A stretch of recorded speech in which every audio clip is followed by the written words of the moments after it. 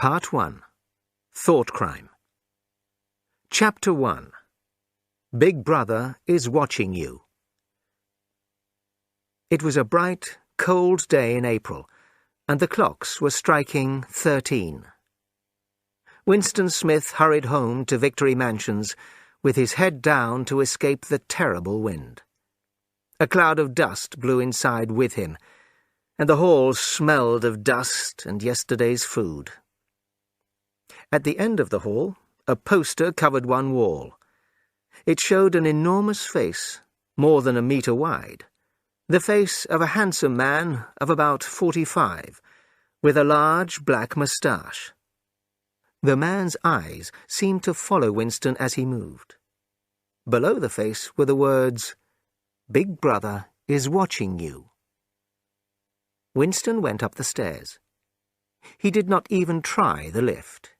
It rarely worked, and, at the moment, the electricity was switched off during the day to save money for Hate Week. The flat was on the 7th floor, and Winston, who was 39 and had a bad knee, went slowly, resting several times on the way. Winston was a small man, and looked even smaller in the blue overalls of the party. His hair was fair, and the skin on his face, which used to be pink, was red and rough from cheap soap, old razor blades, and the cold of the winter that had just ended. Inside his flat, a voice was reading out a list of figures for last year's production of Iron. The voice came from a metal square, a telescreen in the right-hand wall. Winston turned it down, but there was no way of turning it off completely. He moved to the window. Outside, the world looked cold. The wind blew dust and bits of paper around in the street, and there seemed to be no colour in anything, except in the posters that were everywhere. The face with the black moustache looked down from every corner. There was one on the house opposite. "Big Brother is watching you," it said, and the eyes looked into Winston's. Behind him, the voice from the telescreen was still talking about iron. There was now even more iron in Oceania than the 9th three-year plan had demanded. The telescreen had a microphone, so the thought police could listen to Winston at any time of the day or night. They could also watch him through the telescreen. Nobody knew how often they actually did that, but everybody behaved correctly all the time, because the thought police might be watching and listening. Winston kept his back to the telescreen. It was safer that way. They couldn't see your face. He looked out over London, the biggest city in this part of Oceania. The 19th century houses were all falling down. There were holes in the streets where the bombs had fallen. Had it always been like this? He tried to think back to the time when he was a boy, but he could remember nothing. He stared at the Ministry of Truth where he worked. It was an enormous white building, 300 metres high. You could see the white roof, high above the houses, even a kilometre away. From Winston's flat, it was just possible to see the 3 slogans of the party written in enormous letters on the side of the building. War is peace. Freedom is slavery. Ignorance is strength. The Ministry of Truth was called Minitru in Newspeak, the new language of Oceania. Minitru, it was said, had more than 3,000 rooms above the ground, and a similar number below. The people there worked mainly on news and entertainment. High above the surrounding buildings, Winston could also see the Ministry of Peace, where they worked on war. It was called Minipax in Newspeak, and the Ministry of Plenty, Mini Plenty, which was responsible for the economy. And he could see the Ministry of Love, Mini Love, which was responsible for law and order. The Ministry of Love was the really frightening one. There were no windows in it. Nobody could get anywhere near it unless they had business there. There were guards with guns in black uniforms even in the streets half a kilometre away. Winston turned round quickly. He smiled. It was a good idea to look happy when you were facing the telescreen. He went to his small kitchen.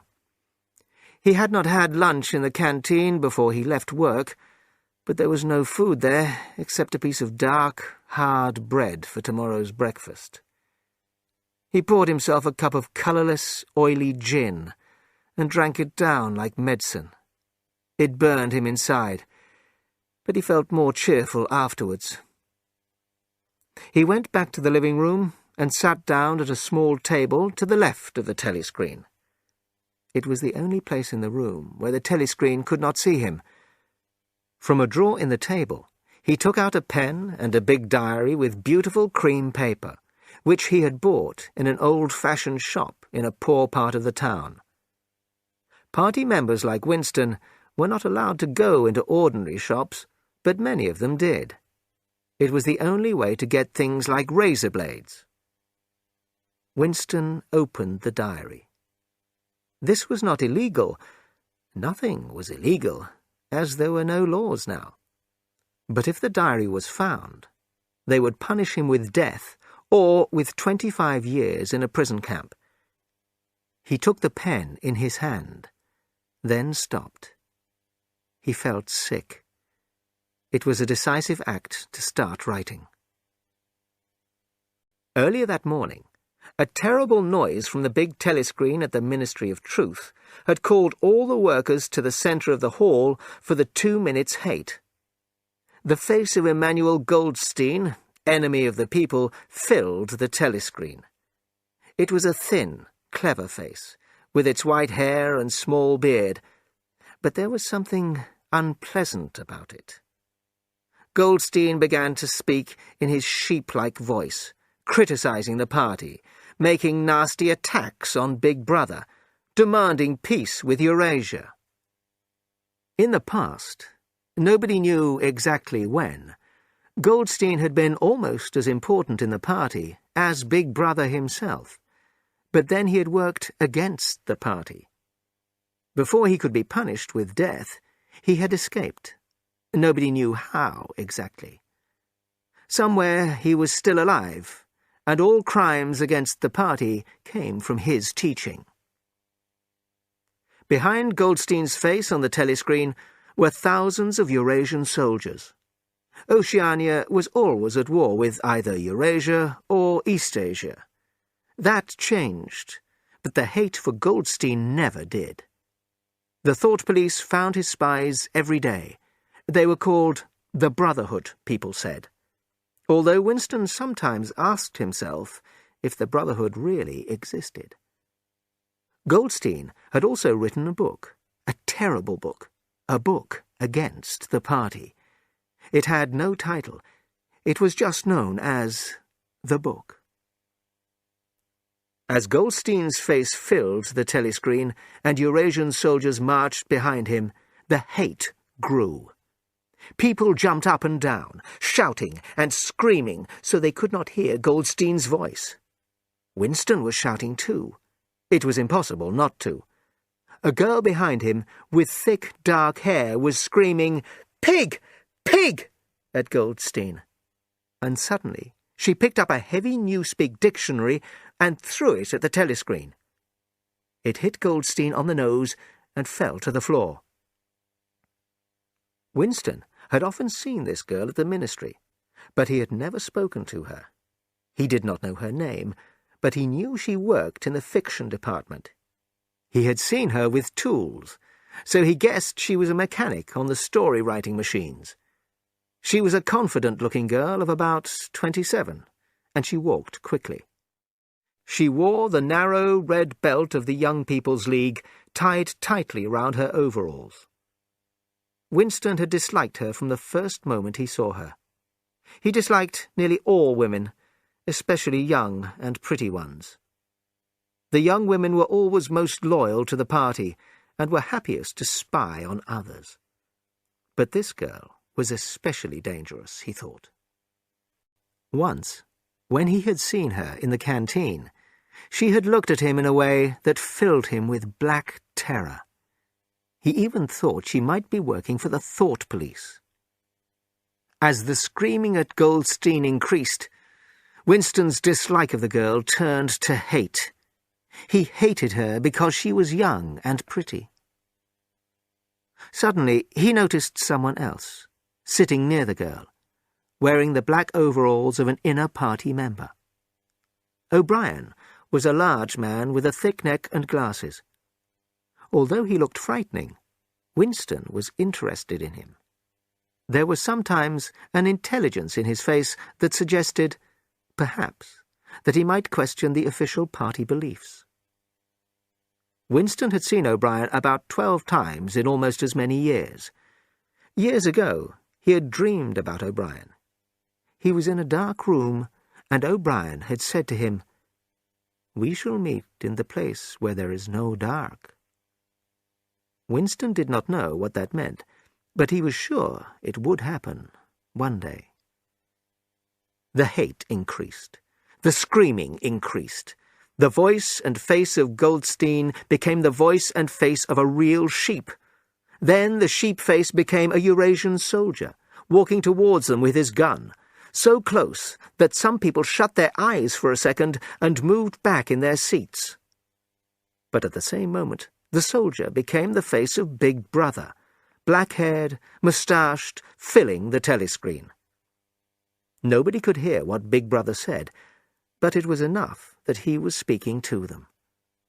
Then the face of Big Brother disappeared from the telescreen, and the party slogans came up instead. War is peace. Freedom is slavery. Ignorance is strength.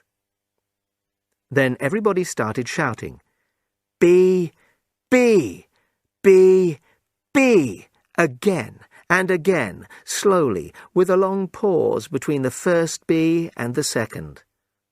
Of course, Winston shouted too. You had to. But there was a second when the look on his face showed what he was thinking. And at that exact moment, his eyes met O'Brien's. O'Brien was pushing his glasses up his nose. But Winston knew, yes, he knew, that O'Brien was thinking the same thing as he was. "I am with you," O'Brien seemed to say to him. "I hate all this too." And then the moment of intelligence was gone, and O'Brien's face looked like everybody else's. Winston wrote the date in his diary, April the 4th, 1984. Then he stopped. He did not know definitely that this was 1984. He was 39, he believed. He had been born in 1944, or 1945. But nobody could be sure of dates. Not really. "Who am I writing this diary for?" he asked himself suddenly. For the future? For the unborn? But if the future was like the present, it would not listen to him. And if it was different, his situation would be meaningless. The telescreen was playing marching music. What had he intended to say? Winston stared at the page, then began to write. Freedom is the freedom to say that 2 and 2 make 4. If you have that, everything else follows. He stopped. Should he go on? If he wrote more, or did not write more, the result would be the same. The thought police would get him. Even before he wrote anything, his crime was clear. Thought crime, they called it. It was always at night. The rough hand on your shoulder, the lights in your face. People just disappeared, always during the night. And then your name disappeared. Your existence was denied, and then forgotten. You were, in newspeak, vaporized. Suddenly, he wanted to scream. He started writing fast. Down with Big Brother. Down with Big Brother. Down with Big Brother. There was a knock on the door. Already. He sat as quietly as a mouse, hoping that they would go away. But no, there was another knock. He could not delay. That would be the worst thing he could do. His heart was racing, but even now his face, from habit, probably showed nothing. He got up and walked heavily towards the door. Chapter 2. The Spies. As he opened the door, Winston saw that he had left the diary open on the table. "Down with Big Brother" was written in it, in letters you could almost read across the room. But everything was all right. A small, sad-looking woman was standing outside. "Oh, Comrade Smith," she said, in a dull, little voice. "Do you think you could come across and help me with our kitchen sink? The water isn't running away and—" It was Mrs. Parsons, his neighbour. She was about 30, but looked much older. Winston followed her into her flat. These repairs happened almost daily. The Victory Mansions flats were old, built in about 1930, and they were falling to pieces. Unless you did the repairs yourself, the party had to agree to them. It could take 2 years to get new glass in a window. "Tom isn't home," Mrs. Parsons explained. The Parsons flat was bigger than Winston's and unattractive in a different way. Everything was broken. There were sports clothes and sports equipment all over the floor, and dirty dishes on the table. On the walls were the red flags of the Young People's League and the Spies, and a full-size poster of Big Brother.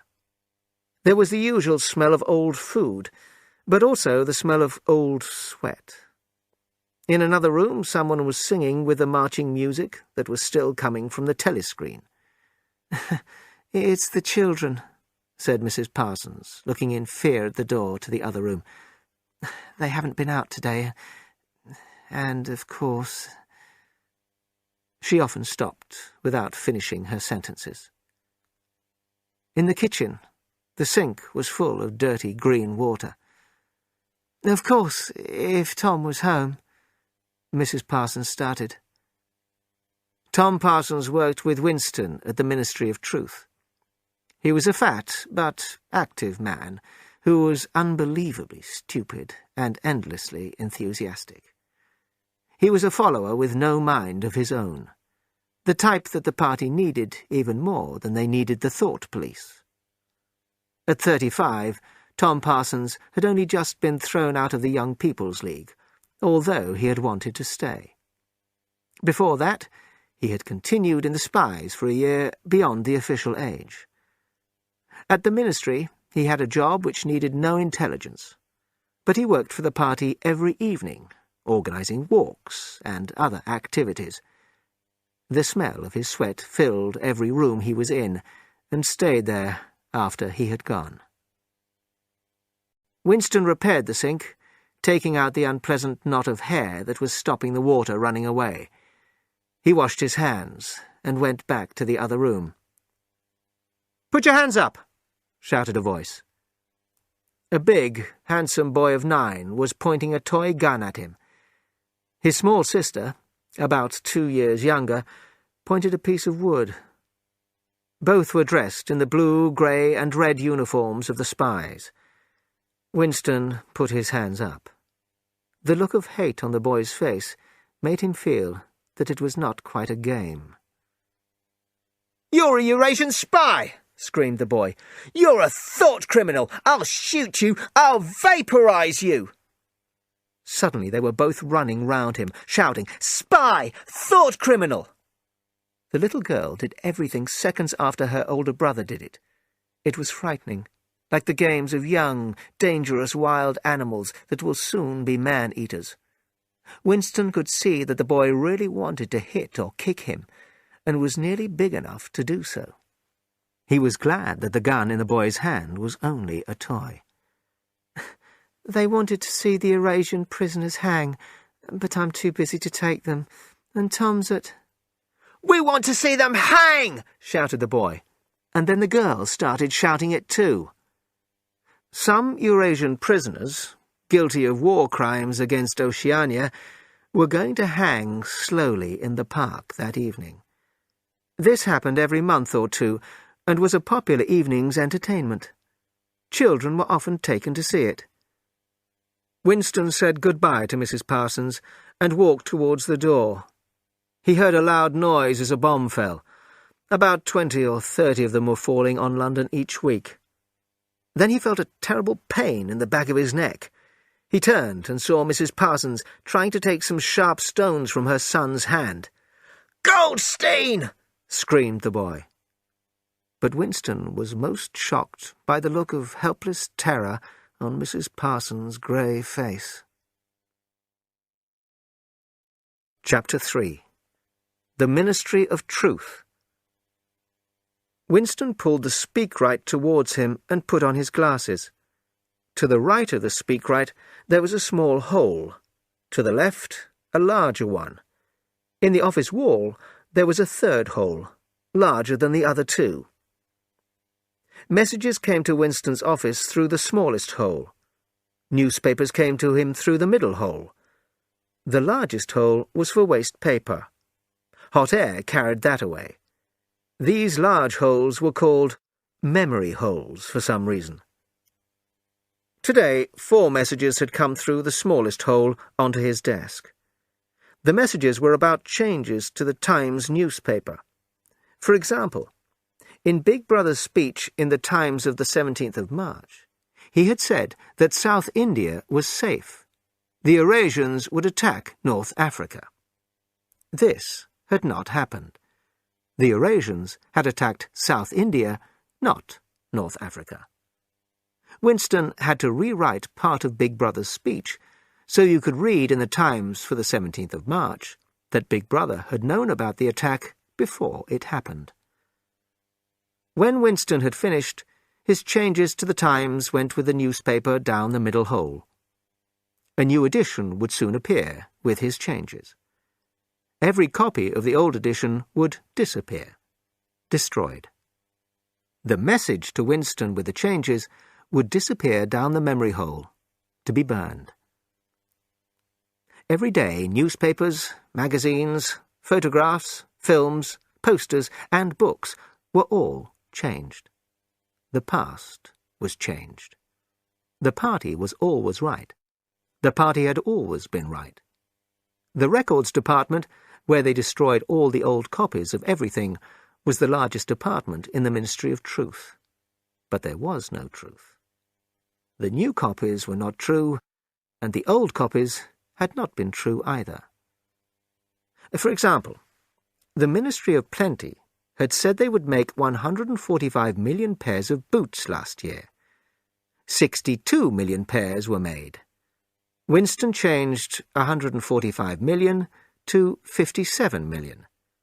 So the party had made 5 million more boots last year than they expected to. But it was possible that no boots at all were made last year, and it was possible that nobody knew or cared how many boots were made.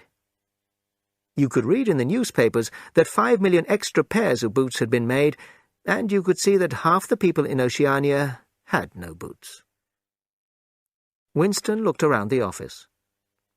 A woman with fair hair spent all day looking for the names of people who had been vaporized. Each of them was, in newspeak, an unperson. She took their names out of every newspaper, book, letter. Her own husband had been vaporized last year. She took his name out, too. People disappeared from the newspapers when they were vaporized, and they could also appear in the newspapers when they did not exist. Winston remembered Mr. Ogilvy. He had appeared in the newspapers because he had led the sort of life the party wanted. Ogilvy had joined the spies at the age of 6. At 11, he told the thought police that his uncle was a criminal. At 17, he had been an organizer in the Young People's League. At 19, he had invented a new bomb which had killed 31 Eurasians when it was first tried.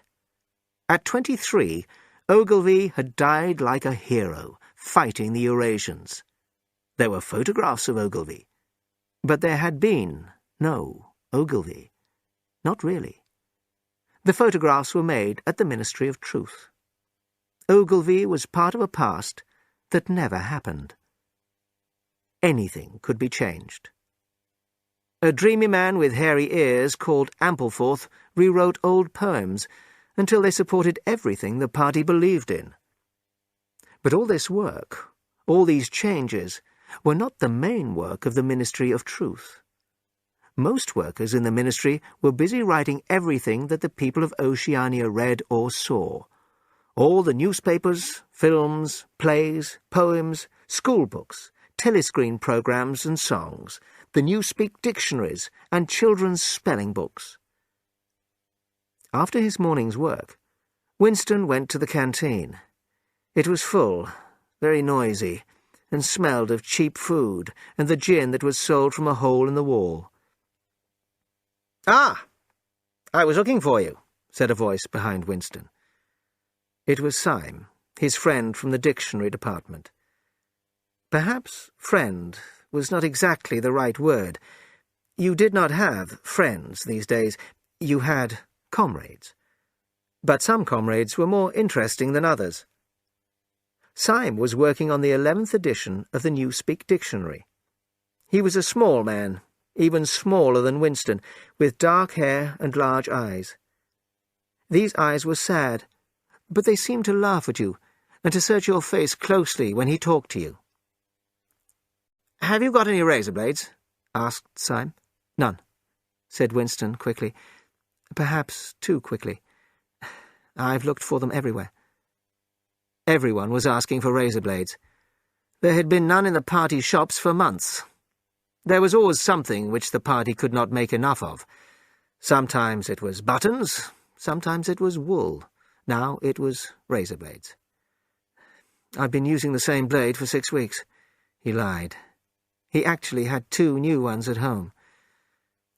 The people waiting for food and gin moved forward, slowly. Winston and Syme took dirty plates from the pile. "Did you go to the park yesterday?" asked Syme. "All the Eurasian prisoners were hanged." "I was working," said Winston. "I'll see it at the cinema." "That's not as good," said Syme. His eyes looked hard at Winston's face.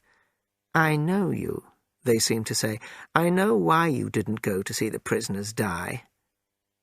Syme was an enthusiastic supporter of the party's decisions about war, prisoners, thought crime, the deaths in the underground rooms below the Ministry of Love. Winston always tried to move conversation with him away from all that. Syme knew a lot about Newspeak, and when he talked about language, he was interesting. "The prisoners kicked when they were hanged," said Syme. "I always like that. It spoils it when their legs are tied together. And one of them had his tongue hanging right out of his mouth. It was quite a bright blue. I like that kind of detail." "Next, please," called the prole who was giving out the food, and Winston and Syme gave her their plates. She put some grey meat on each one. There was also some bread, a small piece of cheese, and a cup of sugarless black coffee. "There's a table there, under that telescreen," said Syme. "Let's get a gin and sit there." The gin was poured for them into big cups, and they walked through the crowded canteen to a metal table. There were some pieces of meat on the table from the last person's meal. They ate in silence. Winston drank down his gin, which brought tears to his eyes. "How's the dictionary?" he said, speaking loudly because of the noise. "I'm on the adjectives," said Syme. "It's wonderful work." His eyes shone. He pushed his plate away, took his bread in one pale hand and his cheese in the other, and put his mouth near Winston's ear so he did not have to shout. "The 11th edition is the final one," he said. "We're building a new language. When we've finished, people like you will have to learn to speak again. You think the main job is inventing new words, don't you? Wrong. We're destroying words. Lots of them. Hundreds of them every day. We're only leaving the really necessary ones, and they'll stay in use for a long time." He ate his bread hungrily. His thin, dark face had come alive, and his eyes were shining like the eyes of a man in love. "It's a beautiful thing to destroy words," he said. "For example, a word like good. If you have good in the language, you don't need bad. You can say ungood." Winston smiled. It was safer not to say anything. Syme continued. "Do you understand? The aim of Newspeak is to narrow thought.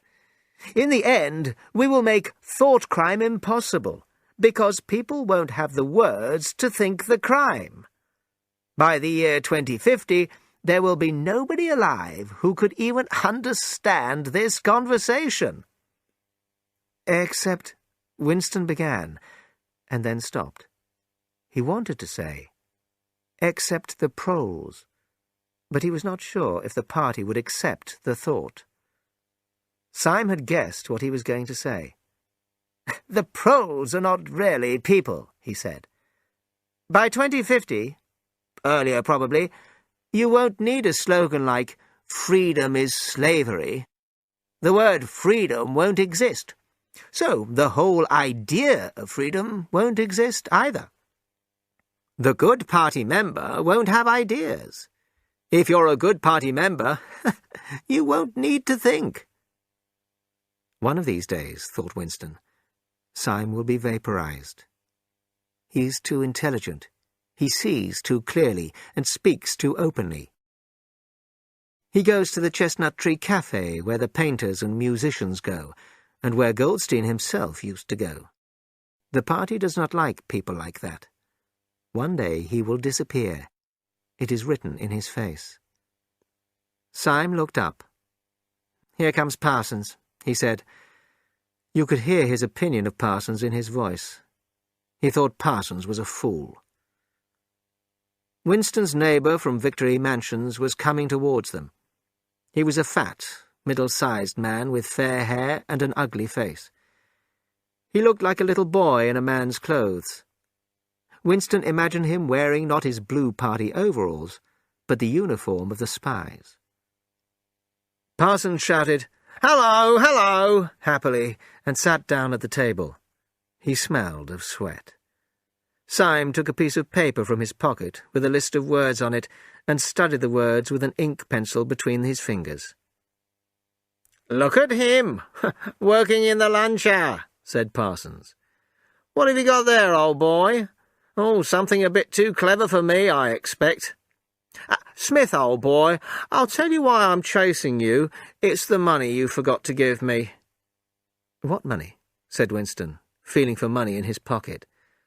"About a quarter of your earnings were paid back to the party in different ways." "The money for Hate Week. You know I collect the money for Victory Mansions, and we're going to have the best flags around. $2 you promised me." Winston found 2 dirty dollar notes and gave them to Parsons. Parsons wrote $2 very carefully in small, clear letters next to Winston's name in a little notebook. It was clear that he rarely read or wrote. "Oh, Smith, old boy," he said, "I hear that son of mine threw stones at you yesterday. I talked to him about it. He won't do it again, believe me."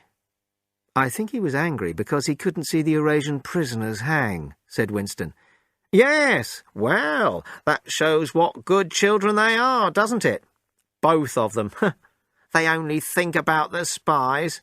And the war, of course. Do you know what my girl did last week? She was on a walk in the country with the spies, and she saw a strange man. She and 2 other girls followed him and then told the police about him." "What did they do that for?" Winston asked, shocked. "They thought he was a Eurasian spy," said Parsons. "They noticed his shoes were different," he added proudly. Winston looked at the dirty canteen, looked at all the ugly people in their ugly overalls, ate the terrible food, and listened to the telescreen. A voice from the Ministry of Plenty was saying that they were all going to get more chocolate. 20 grams a week. Was he the only one who remembered that last week they got 30 grams? They were getting less chocolate, not more. But Parsons would not remember, and even a clever man like Syme found a way to believe it. Winston came out of his sad dream. The girl with dark hair, who he remembered from the 2 minutes hate, was at the next table. She was looking at him, but when he looked back at her, she looked away again. Winston was suddenly afraid. Why was she watching him? Was she following him? Perhaps she was not in the thought police, but party members could be even more dangerous as spies. How had he looked when the telescreen voice told them about the chocolate? It was dangerous to look disbelieving. There was even a word for it in newspeak. Face crime, it was called. The girl had turned her back to him again. At that moment, the telescreen told them all to return to work, and the 3 men jumped to their feet. Chapter 4. Own Life. Winston sat at the table and opened his diary. He thought of his parents. He was, he thought, about 10 or 11 years old when his mother disappeared. She was a tall, silent woman with lovely fair hair. He could not remember his father so well. He was dark and thin, and always wore dark clothes. They had both been vaporized in the 1950s. His thoughts moved to other women, and he started writing in the diary. It was 3 years ago. It was on a dark evening, in a narrow side street near one of the big railway stations. She had a young face with thick makeup. I liked the makeup. The whiteness and the bright red lips. No woman in the party wore makeup. There was nobody else in the street and no telescreens. She said $2. It was too difficult to continue. Winston wanted to hit his head against the wall, to kick the table over and throw the diary through the window, anything to stop the memory of that night. It was, of course, illegal to pay a woman for sex, but the punishment was about 5 years in a work camp, not death. The party knew it happened. Some prole women sold themselves for a bottle of gin, and the party didn't worry much about that. The party wanted to stop love and pleasure in sex, not sex itself. A request to marry would be refused if a man and a woman found each other attractive. Sex, to the party, was only necessary to make children. He thought of Catherine, his wife. Winston had been married. He was probably still married. If his wife was dead, nobody had told him. They had lived together for about 15 months, 9, 10, 11 years ago. Catherine was a tall, fair-haired girl who moved well. She had an interesting face, until you found out that there was almost nothing behind it. She believed everything the party said. She had sex only because it was her duty to try and have children. When no children came, they agreed to separate. Every 2 or 3 years since then, Winston had found a prole woman who had agreed to have sex for money. But he wanted his own woman. He finished the story in his diary. When I saw her in the light, she was quite an old woman. She had no teeth at all. But I had sex with her. He had written it down at last, but it did not help. He still wanted to shout and scream. He had walked several kilometers. It was the second time in 3 weeks that he had missed an evening at the party members' club. This was not a good idea. Your attendance at the club was carefully checked. A party member had no free time and was never alone, except in bed. It was dangerous to do anything alone, even go for a walk. There was a word for it in newspeak. own life, it was called, meaning separation from everybody else. He was walking in a prole area near a building that had, in the past, been an important railway station. The houses were small and dirty and reminded him of rat holes. There were hundreds of people in the streets, pretty young girls, young men chasing the girls, fat old women, the pretty girls in 10 years' time. Dirty children with no shoes ran through the mud. The people looked at him strangely. The blue overalls of the party were an unusual sight in a street like this.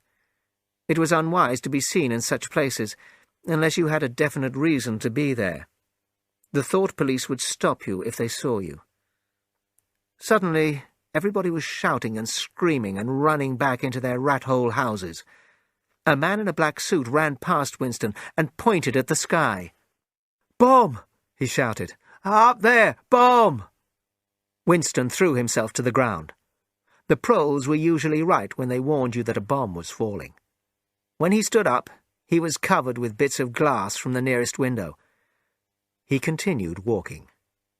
The bomb had destroyed a group of houses 200 metres up the street, and in front of him he saw a human hand cut off at the wrist. He kicked it to the side of the road and turned right, away from the crowd. He was in a narrow street with a few dark little shops among the houses. He seemed to know the place. Of course. He was standing outside the shop where he had bought the diary. He was afraid, suddenly. He had been mad to buy the diary, and he had promised himself he would never come near this place again. But he noticed that the shop was still open, although it was nearly 21 hours. He would be safer inside than standing there doing nothing outside, so he went in. If anyone asked, he could say he was trying to buy a razor blade. The owner had just lit a hanging oil lamp, which smelled unclean, but friendly. He was a small, gentle-looking man of about 60, with a long nose and thick glasses. His hair was almost white, but the rest of his face looked surprisingly young. He looked like a writer, or perhaps a musician. His voice was soft, and he didn't speak like a prole. "I recognized you when you were outside," he said immediately. "You're the gentleman who bought the diary. There's beautiful paper in that diary. No paper like that has been made for, I'd say 50 years. He looked at Winston over the top of his glasses. "Is there anything special I can do for you? Or did you just want to look round?" "I was, passing," said Winston, "and I just came in. I don't want to buy anything." "Well, that's all right," said the shop owner, "because I haven't got much to sell you." He looked round the shop sadly. "Don't tell anyone I said so, but it's difficult to get old things these days. And when you can get them, nobody wants them." The old man's shop was full of things, but they were all cheap and dirty and useless. "There's another room upstairs that you could look at," he said. Winston followed the man upstairs. The room was a bedroom with furniture in it. There was a bed under the window, taking nearly a quarter of the room. "We lived here for 30 years until my wife died," said the old man sadly. "I'm selling the furniture slowly. That's a beautiful bed, but perhaps it would be too big for you." Winston thought he could probably rent the room for a few dollars a week, if he dared to. It would be so peaceful to live as people used to live in the past, with no voice talking to you, nobody watching you. "There's no telescreen," he said. "Ah," said the old man. "I never had one. Too expensive." There was a picture on the wall. It showed a London church that used to be famous in the days when churches were famous and people still went to them. Winston did not buy the picture, but he stayed in the room talking to the old man whose name, he discovered, was Charrington. Even when he left, he was still thinking about renting the room. But then, as he stepped into the street, his heart turned to ice. A woman in blue overalls was walking towards him, not 10 meters away. It was the girl with dark hair, the one in the Young People's League. The girl must be following him. Even if she was not in the Thought Police, she must be a spy. The Thought Police would come for him one night. They always came at night, and they always caught you. And before they killed you, before you asked them on your knees to forgive you for your thought crime, there would be a lot of pain. Part 2. Acts Against the Party. Chapter 5. A Political Act. 4 days later, he saw the girl with dark hair again. He was walking to the toilets at the Ministry of Truth, and she was coming towards him. She had hurt her hand. She had probably hurt it on one of the story-writing machines. It was a common accident in that department. The girl was about 4 meters away when she fell forwards. As she fell, she hit her hand again and cried out in pain. Winston stopped. The girl got to her knees. Her face had turned a milky yellow color, making her mouth look redder than ever. She looked at him, and her face seemed to show more fear than pain. Winston felt a strange mix of emotions. In front of him was an enemy who was trying to kill him. In front of him also was a human being, in pain, and perhaps with a broken bone. Already he had started to help her. He felt that her pain was in some strange way his own. "You're hurt?" he said. "It's nothing. My arm. It'll be all right in a second." He helped her up. "It's nothing," she repeated. "Thanks, comrade." She walked away quickly. Winston was standing in front of a telescreen, so he did not show any surprise on his face, although it was difficult not to. As he had helped her up, she had put something in his hand. It was a piece of paper. He opened it carefully in his hand in the toilet, but did not try to read it. You could be certain the telescreens would be watching in the toilets. Back in his office, he put the piece of paper down on his desk among the other papers. A few minutes later, he pulled it towards him, with the next job he had to do. On it, in large letters, was written, "I love you." For the rest of the morning, it was very difficult to work. At lunchtime in the canteen, the fool Parsons, still smelling of sweat, did not stop talking to him about all the work he was doing for Hate Week. He saw the girl at the other end of the canteen, at a table with 2 other girls, but she did not look in his direction. In the afternoon, he looked at the words, "I love you," again, and life seemed better. He believed her. He did not think she was in the Thought Police, not now. He wanted to see her again. How? How could he arrange a meeting? It was a week before he saw her again in the canteen. He sat at her table and at that moment saw Ampleforth, the dreamy man with hairy ears who rewrote poems. Ampleforth was walking around with his lunch, looking for a place to sit down. He would certainly sit with Winston if he saw him. Winston had about a minute to arrange something with the girl. He started to eat the watery soup they had been given for lunch. "What time do you leave work?" he said to the girl. 18:30. "Where can we meet?" "Victory Square, near the picture of Big Brother." "It's full of telescreens." "It doesn't matter if there's a crowd. But don't come near me until you see me among a lot of people. And don't look at me. Just follow me." "What time?" 19 hours. "All right." Ampleforth did not see Winston and sat down at another table.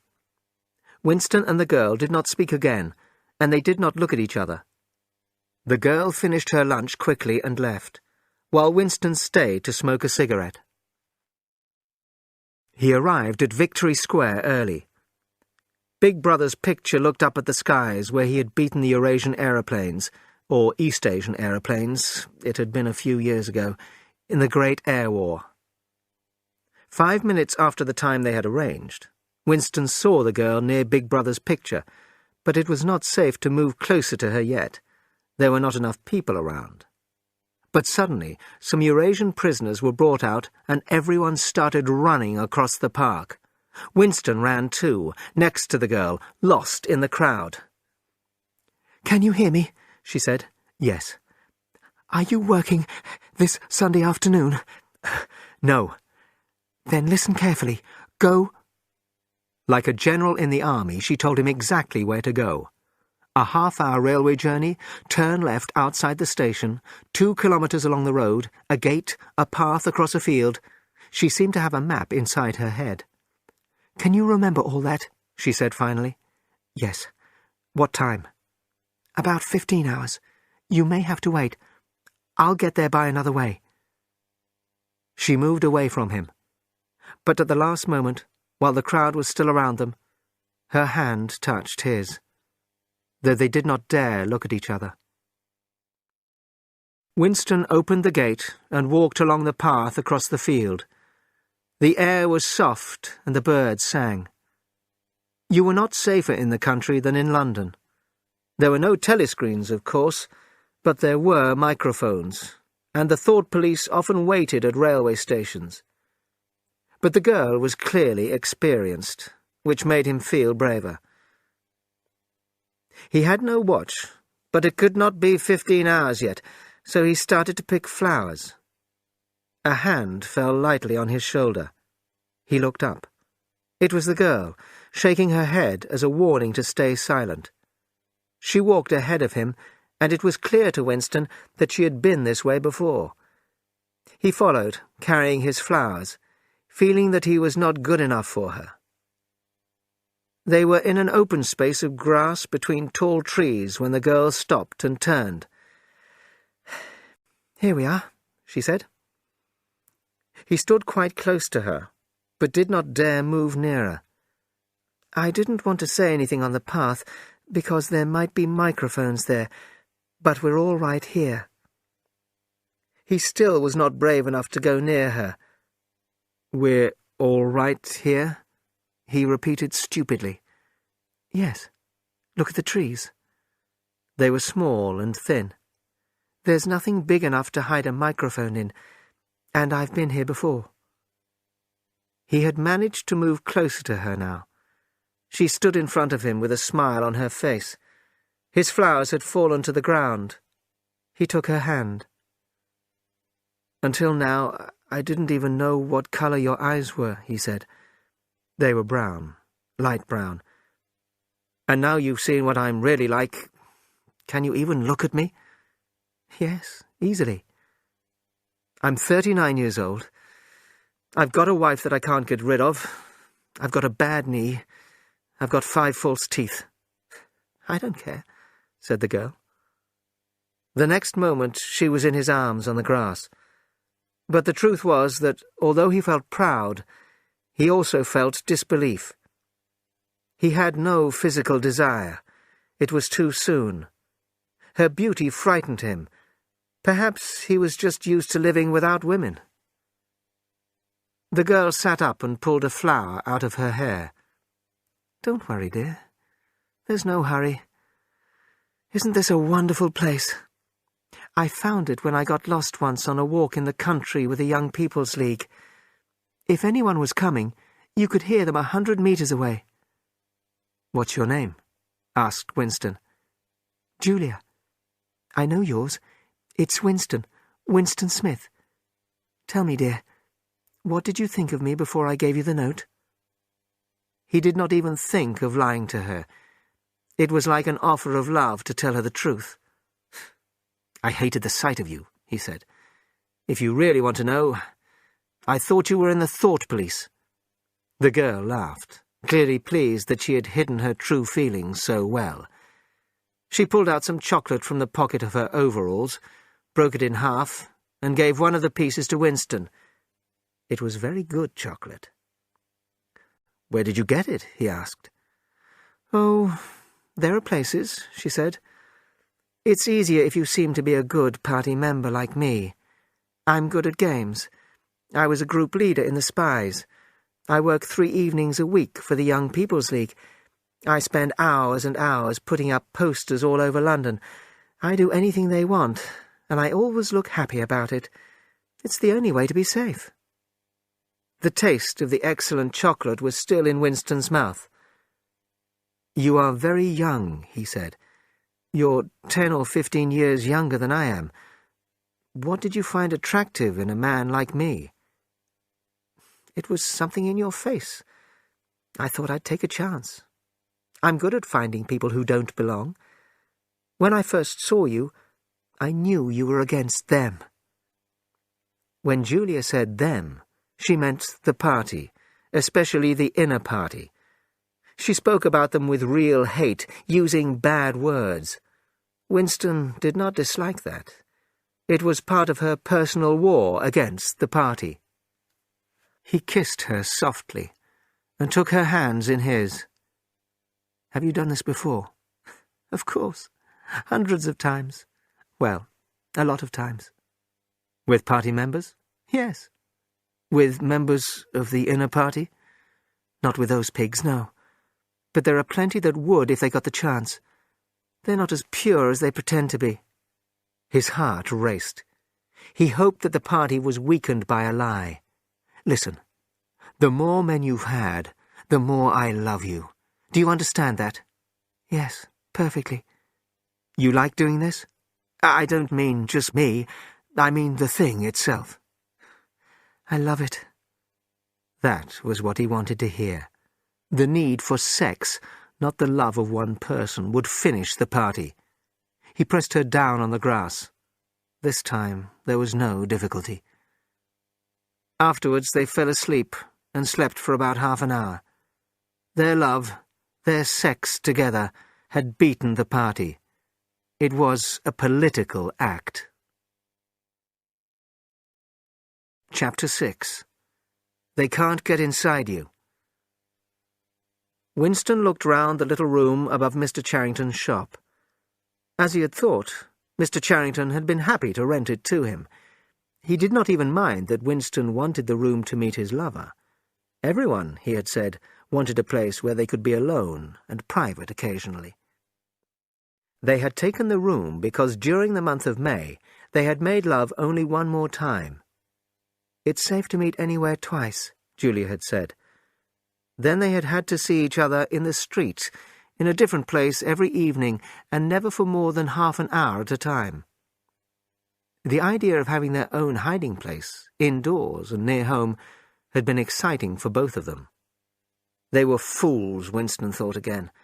It was impossible to come here for more than a few weeks without being caught. But he needed her, and he felt he deserved her. Julia was 26 years old. She lived in a party building with 30 other girls. "All was the smell of women. I hate women," she said.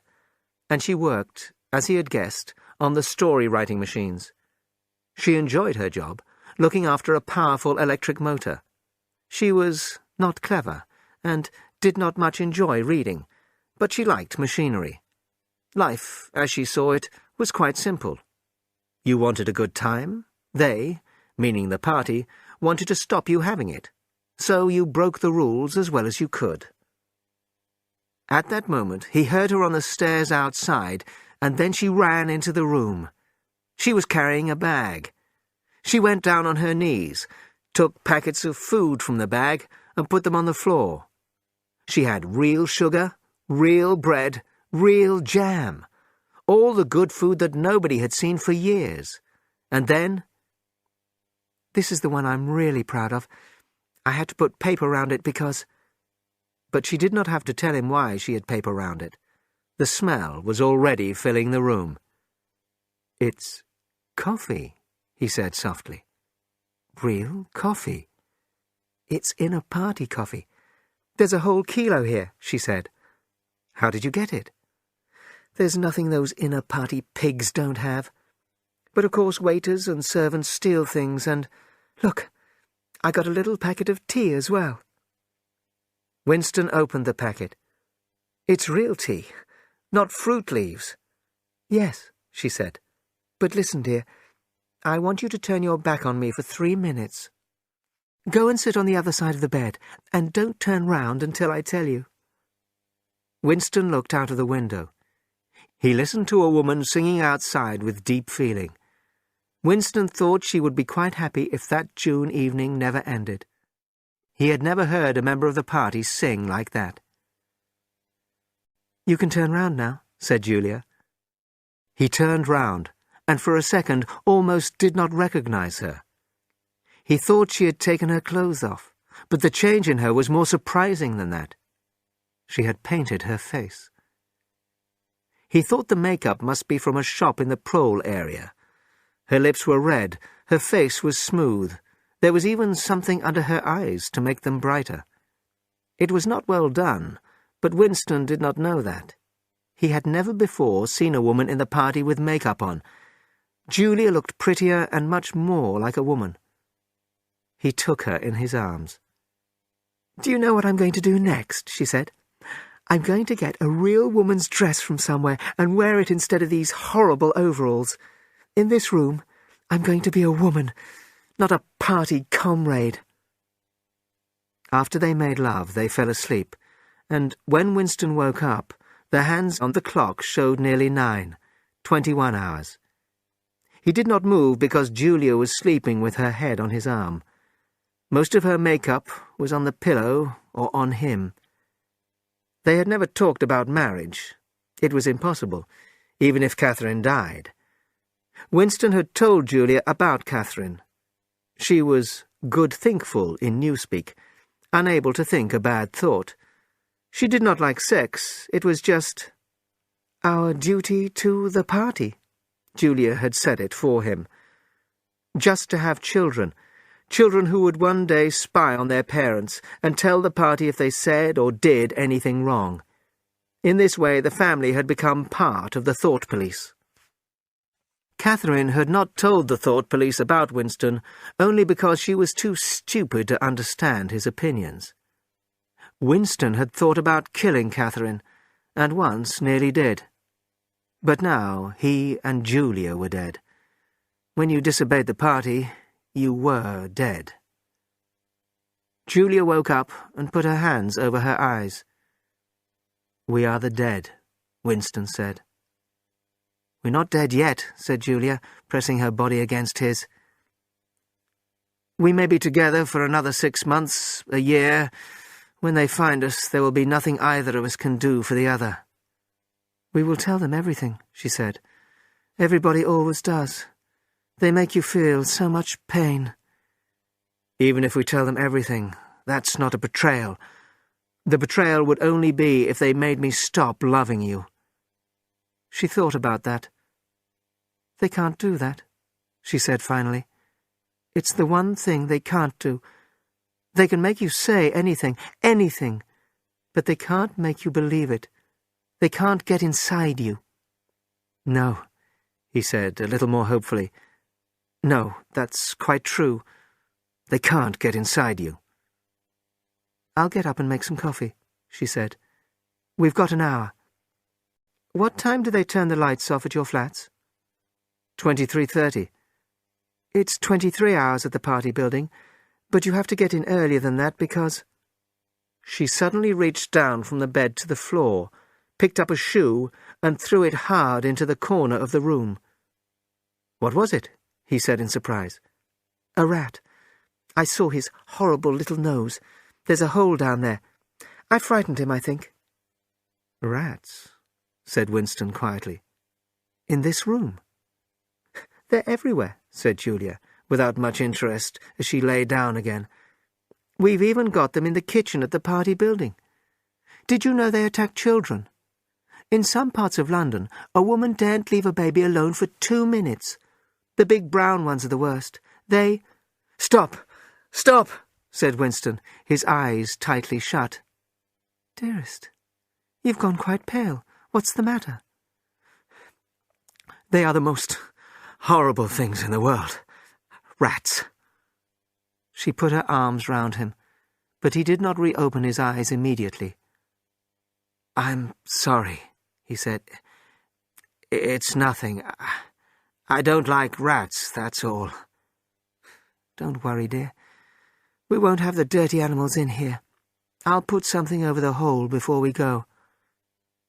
Julia got out of bed, put on her overalls and made the coffee. The smell was so powerful and exciting that they shut the window, worried that somebody outside would notice it and ask questions. And they could taste the real sugar in the coffee. It was even better than the taste of the coffee itself. Julia walked round the room with one hand in her pocket and a piece of bread and jam in the other. She looked at the books without interest. She told Winston the best way to repair the table. She sat down in the old armchair to see if it was comfortable. She smiled at the old 12-hour clock. "How old is that picture over there, do you think?" she asked. 100 years old? More. 200. But it's impossible to discover the age of anything these days. She looked at it. What is this place? It's a church. Well, that's what it used to be. When Winston got out of bed, it was dark. The room was a world, a past world, and they were the last two people from it who were still living. End of CD 1. Chapter 7. Our leader, Emmanuel Goldstein. They vaporized Syme. One morning he was not at work. A few careless people talked about his absence. On the next day, nobody talked about him. His name disappeared from lists and newspapers. He did not exist. He had never existed. Parsons was helping to organize Hate Week. He was completely happy, running around, painting posters, singing the new hate song, smelling even more strongly of sweat in the hot weather. Daily life no longer caused Winston pain. He had stopped drinking gin at all hours, and his knee felt better. He did not want to shout angry words at the telescreen all the time. He met Julia 4, 5, 6, 7 times during the month of June. It was so hot at the end of the month that they lay on the bed in the room over Mr. Charrington's shop without clothes on.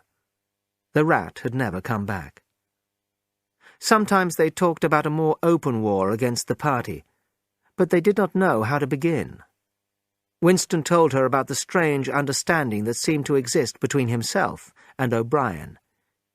He sometimes felt like going to see him, telling him he was the enemy of the party, demanding O'Brien's help. Strangely, Julia did not think this was a wild idea.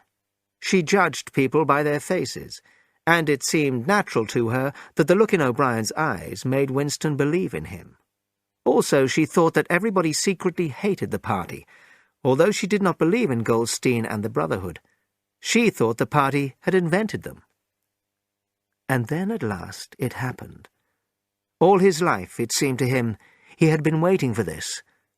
There was a message from O'Brien. Winston was outside his office at the ministry when he heard a small cough behind him and turned. It was O'Brien. "I was reading your Newspeak article the other day. You know a lot about Newspeak, I believe." "Oh, not really. I've never invented any of the words." "But you write it very well," said O'Brien. "That is not only my own opinion. I was talking recently to a friend of yours who knows a lot about Newspeak. I can't remember his name at the moment." Winston's heart jumped. This could only mean Syme.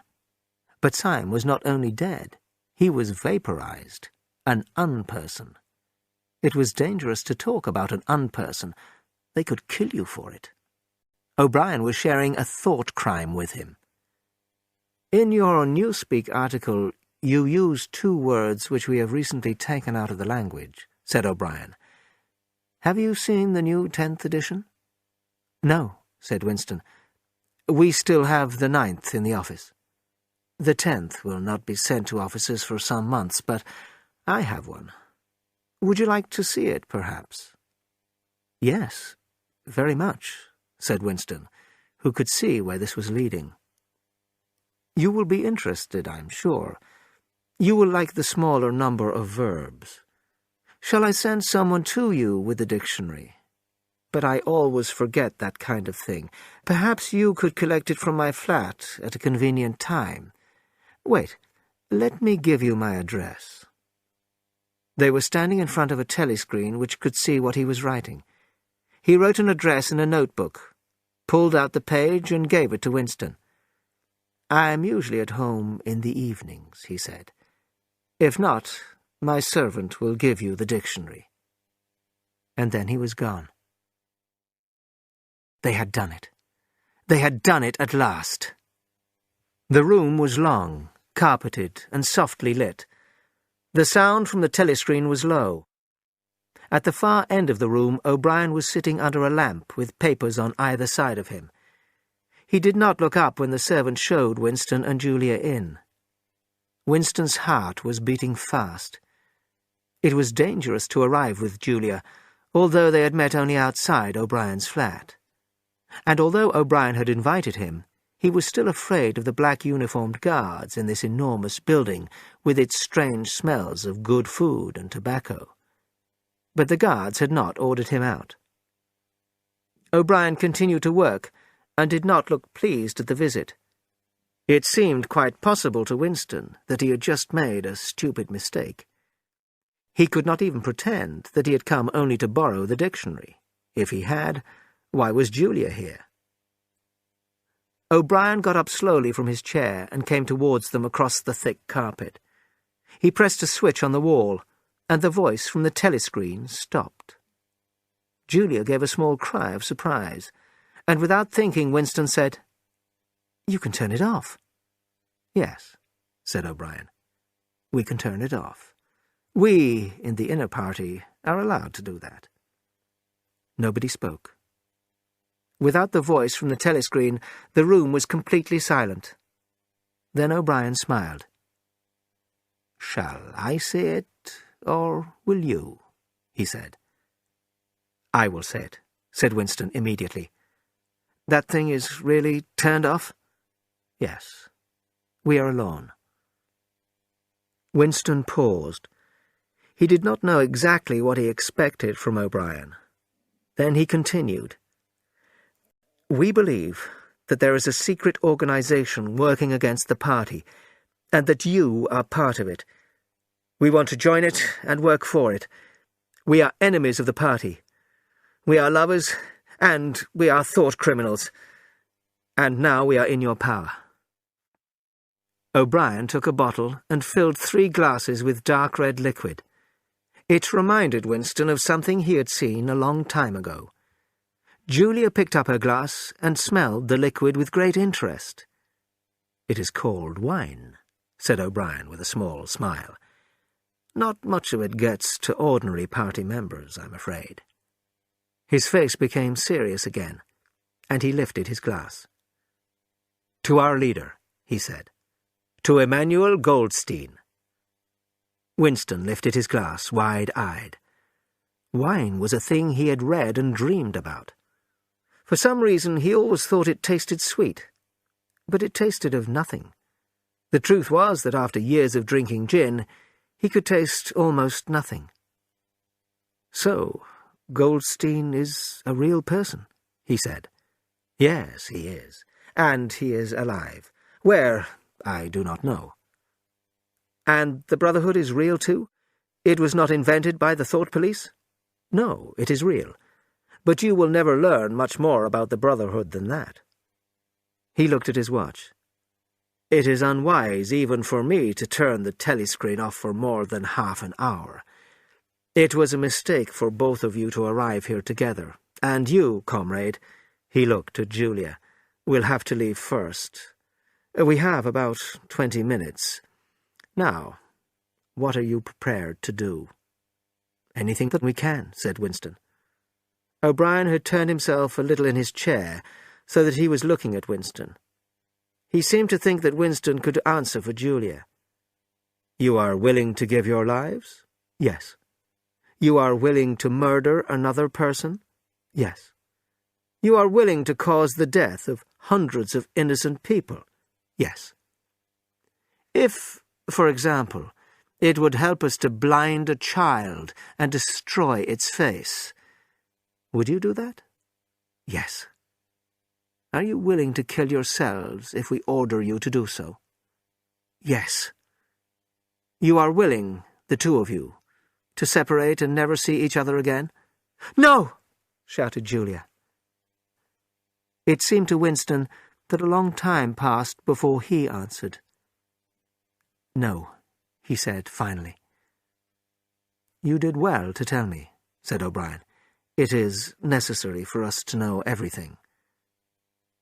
O'Brien started walking up and down, one hand in the pocket of his black overalls, the other holding a cigarette. You understand, he said, that secrets will always be kept from you. You will receive orders, and you will obey them without knowing why. Later, I shall send you a book by Emmanuel Goldstein. When you have read the book, you will be full members of the Brotherhood. When you are finally caught, you will get no help. Sometimes we are able to get a razor blade into the prison to silence someone, but you are more likely to tell them all you know, although you will not know very much. We are the dead. We are fighting for a better life for people in the future. He stopped and looked at his watch. It is almost time for you to leave, comrade, he said to Julia. Wait. There is still some wine. He filled the glasses and held up his own glass. What shall we drink to? To the death of Big Brother? To the future? To the past, said Winston. Yes, the past is more important, said O'Brien seriously. They finished the wine, and a moment later Julia stood up to go. When she had left, Winston stood up, and he and O'Brien shook hands.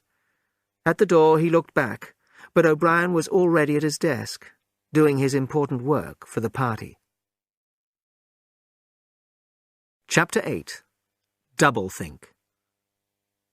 On the 6th day of Hate Week, just before 2,000 Eurasian prisoners were hanged in the park, the people of Oceania were told that they were not at war with Eurasia now.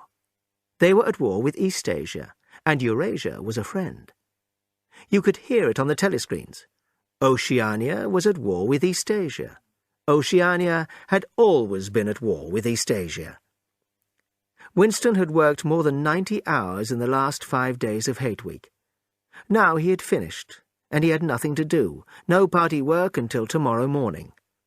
Slowly, in the afternoon sunshine, he walked up a narrow street to Mr. Charrington's shop, watching for the thought police, but sure, although he had no reason to be sure, that he was safe. In his case, heavy against his legs, he carried the book, Goldstein's book. He had had it for 6 days, but had not looked at it yet. Tired but not sleepy, he climbed the stairs above Mr. Charrington's shop. He opened the window and put the water on for coffee. Julia would be here soon. He took Goldstein's book out of his case and opened it. Then he heard Julia coming up the stairs and jumped out of his chair to meet her. She put her brown tool bag on the floor and threw herself into his arms. It was more than a week since they had seen each other. "I've got the book," he said. "Oh, you've got it. Good," she said, without much interest, and almost immediately bent down to make the coffee. They did not talk about the book again until they had been in bed for half an hour. It was evening, and just cool enough to have a blanket over them. Julia was falling asleep by his side. Winston picked the book up from the floor and sat up in bed. "We must read it," he said. "You too. All members of the Brotherhood have to read it." "You read it," she said with her eyes shut. "Read it to me, that's the best way. Then you can explain it to me." The clock's hands said 6, meaning 18. They had 3 or 4 hours ahead of them. He put the book against his knee and began reading. There have always been 3 kinds of people in the world: the high, the middle, and the low. The world has changed, but society always contains these 3 groups. "Julia, are you awake?" said Winston. "Yes, my love, I'm listening." The aims of the three groups are completely different. The high want to stay where they are. The middle want to change places with the high. Sometimes the low have no aim at all, because they are too tired from endless boring work to have an aim. If they do have one, they want to live in a new world where all people are equal. At the beginning of the 20th century, this equality became possible for the first time because machines did so much of the work. A centuries-old dream seemed to be coming true. But in the early 1930s, the high group saw the danger, to them, of equality for all, and did everything possible to stop it. The individual suffered in ways that he had not suffered for centuries. Prisoners of war were sent into slavery or hanged. Thousands were sent to prison, although they had broken no law. The populations of whole countries were forced to leave their homes. And all this was defended and even supported by people who said they believed in progress. The people who entered the new high group were from the professions: scientists, teachers, journalists. They used newspapers, radio, film and television to control people's thoughts. When a television that could both send and receive information was invented, private life came to an end. Every individual, or at least every important individual, could be watched 24 hours a day. For the first time, it was possible to force people to obey the party and to share the party's opinion on all subjects. After the 1950s and 1960s, the danger of equality had been ended, and society had regrouped itself, as always, into high, middle, and low. But the new high group, for the first time, knew how to stay in that position forever. First, in the middle years of the 20th century, the party made sure that it owned all the property, all the factories, land, houses, everything except really small pieces of personal property. This meant that a few people, the inner party, owned almost everything, and the middle and low groups owned nearly nothing. There was therefore no hope of moving up in society by becoming richer and owning more. But the problem of staying in power is more complicated than that. In the past, high groups have fallen from power, either because they have lost control of the middle or low groups, or because they have become too weak, or because they have been attacked and beaten by an army from outside. After the middle of the century, there was really no more danger from the middle or low groups. The party had made itself stronger by killing all of its first leaders, people like Jones, Aronson, and Rutherford. By 1970, Big Brother was the only leader, and Emmanuel Goldstein was in hiding somewhere. The party then kept itself strong. The child of inner party parents is not born into the inner party. There is an examination, taken at the age of 16. Weak inner party members are moved down, and clever outer party members are allowed to move up. Although proles do not usually move up into the party always stops itself from becoming stupid or weak. The party has also made attack from the outside impossible. There are now only 3 great countries in the world. They are always at war, but none of them can win or even wishes to win these wars. Following the idea of doublethink, the mind of the party, which controls us all, both knows and does not know the aim of these wars. The aim is to use everything that a country produces without making its people richer. If people became richer, there would be an end to the worlds of the high, the middle, and the low. The low and the middle would not wish to stay in their places, and would not need to. The middle and low are kept in their places by their belief in the wars that none of the 3 countries can win. So the party has to end independent thought and make people believe everything they are told. The party must know what every person is thinking, so they never want to end the war. War continues, always, and forever. People are given somewhere to live, something to wear, and something to eat. That is all they need, and they must never want more. They are given work, but only the thought police do their work really well. All good things in the world of Oceania today, all knowledge, all happiness, come from Big Brother. Nobody has ever seen Big Brother. He is a face on posters, a voice on the telescreen. We can be sure that he will never die. Big Brother is the way the party shows itself to the people.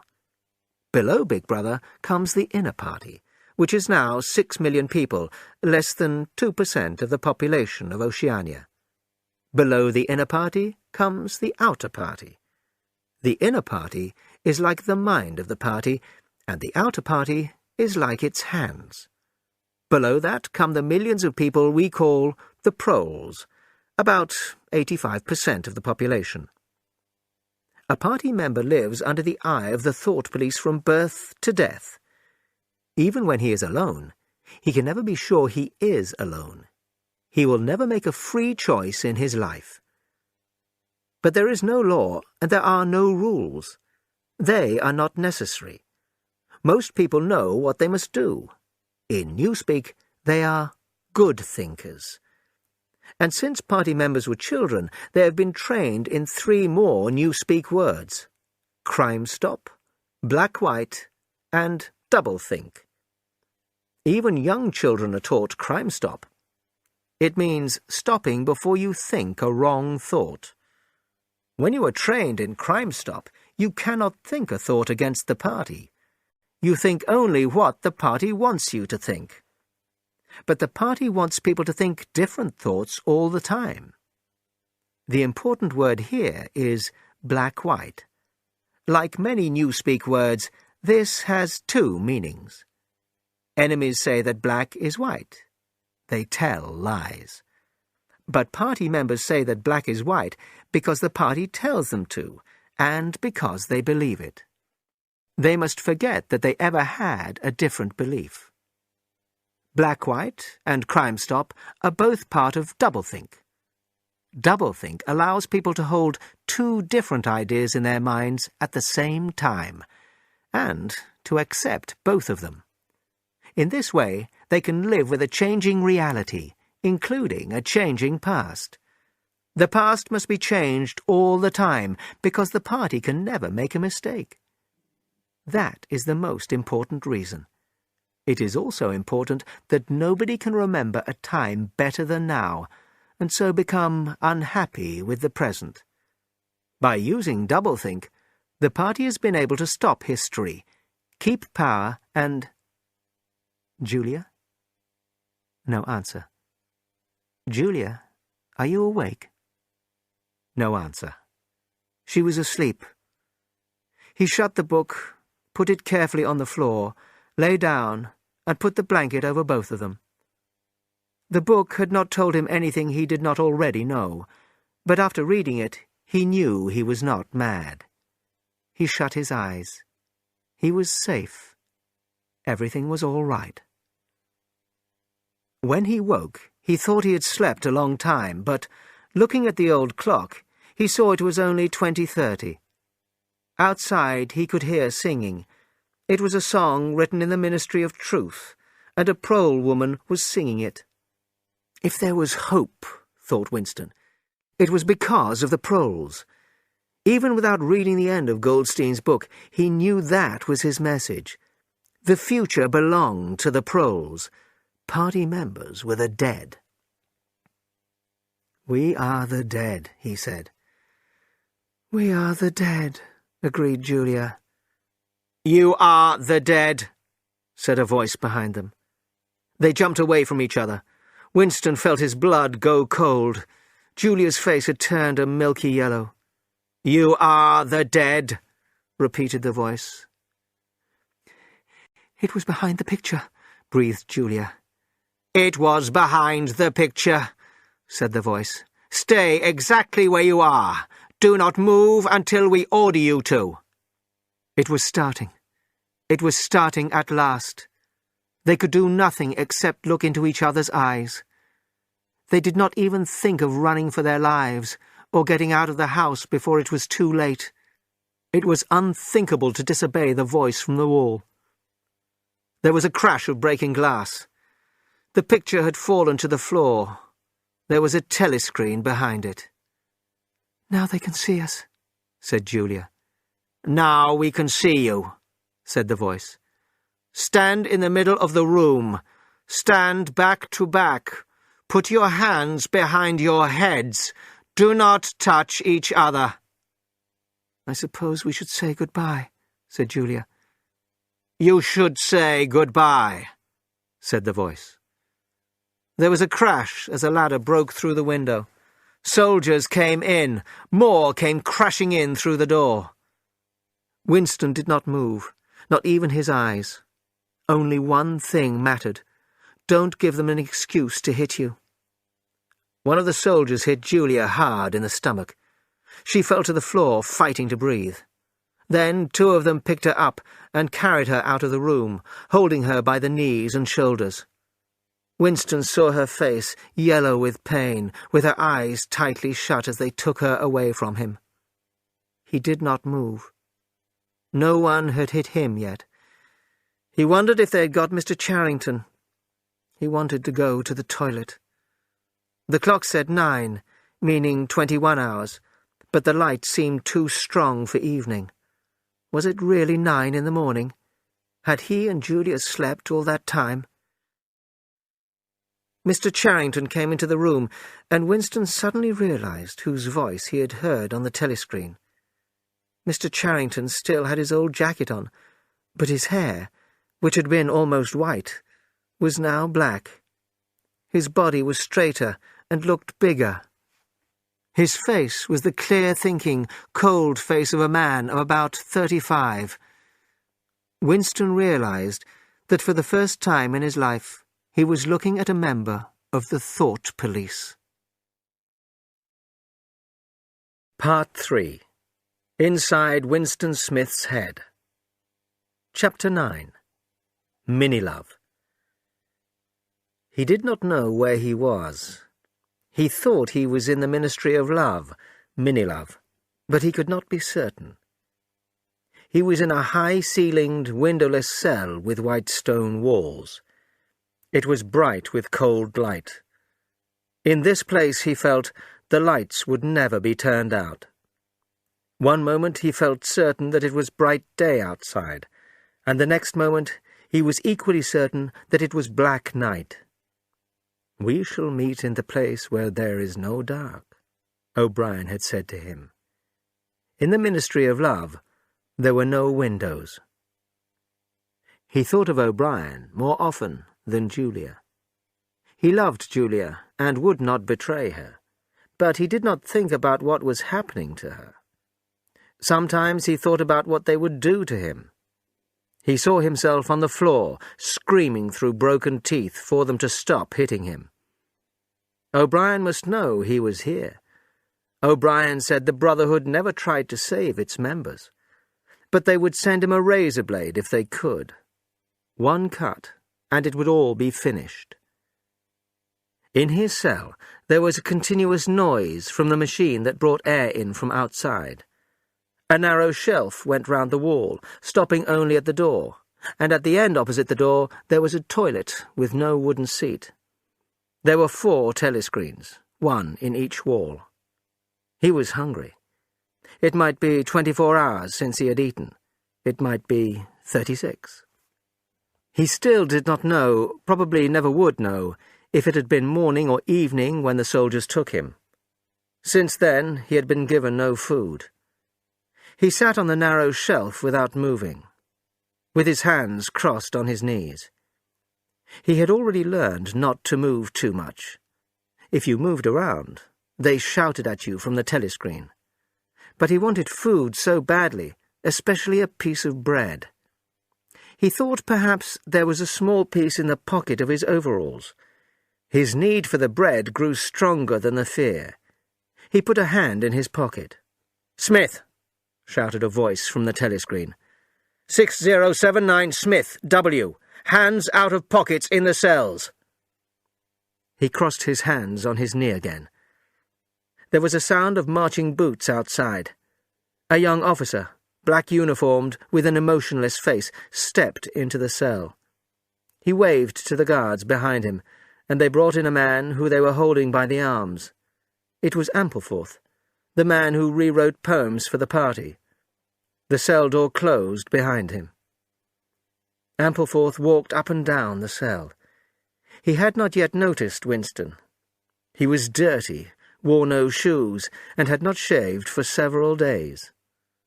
The hairy half-beard gave him a criminal look that was strange, with his large, weak body and nervous movements. Winston thought quickly. He must speak to Ampleforth, even if they shouted at him through the telescreen. It was possible that Ampleforth had the razor blade for him. "Ampleforth," he said. There was no shout from the telescreen. Ampleforth stopped walking up and down. He seemed surprised. It took him a moment to recognize Winston. "Ah, Smith," he said. "You too. What are you in for?" Ampleforth put a hand to his head, trying to remember. There is something," he said. "We were working on a poem, and I didn't change the word God. It was necessary in the poem. There was no other word, so I left it." For a moment he looked happy, pleased with his work on the poem. "Do you know what time of day it is?" asked Winston. Ampleforth looked surprised. "I hadn't thought about it. They took me. It could be 2 days ago, perhaps 3.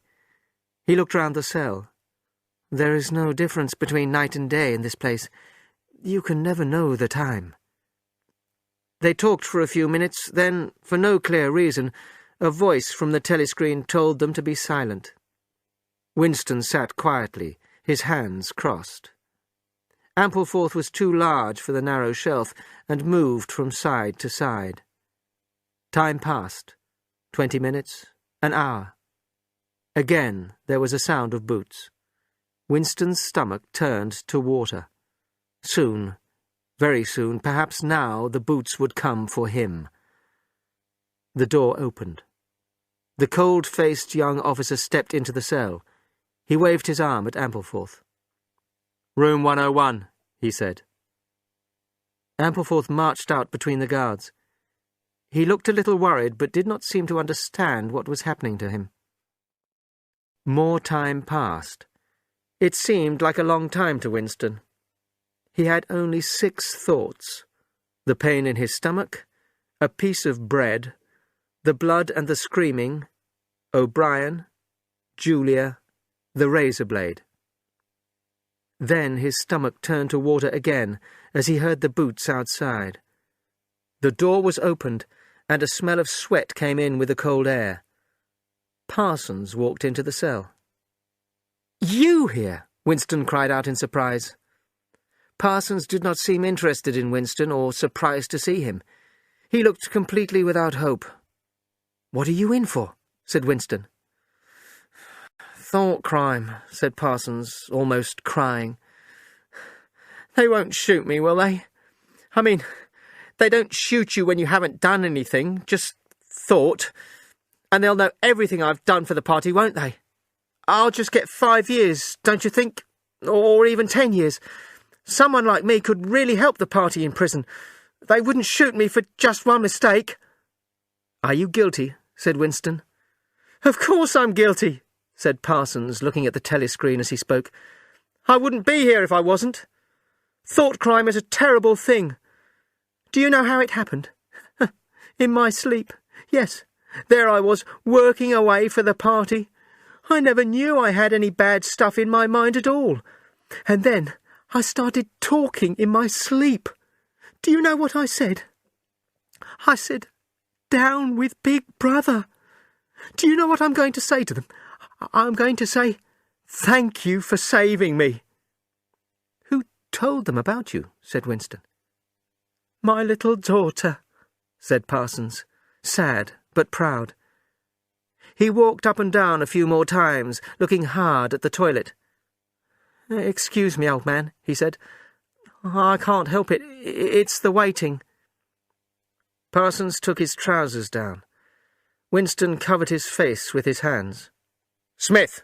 shouted the voice from the telescreen. 6079 Smith W. Uncover your face. No faces covered in the cells. Winston uncovered his face.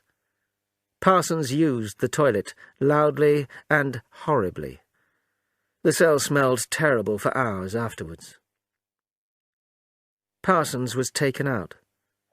More men and women were brought in and taken out again by the guards.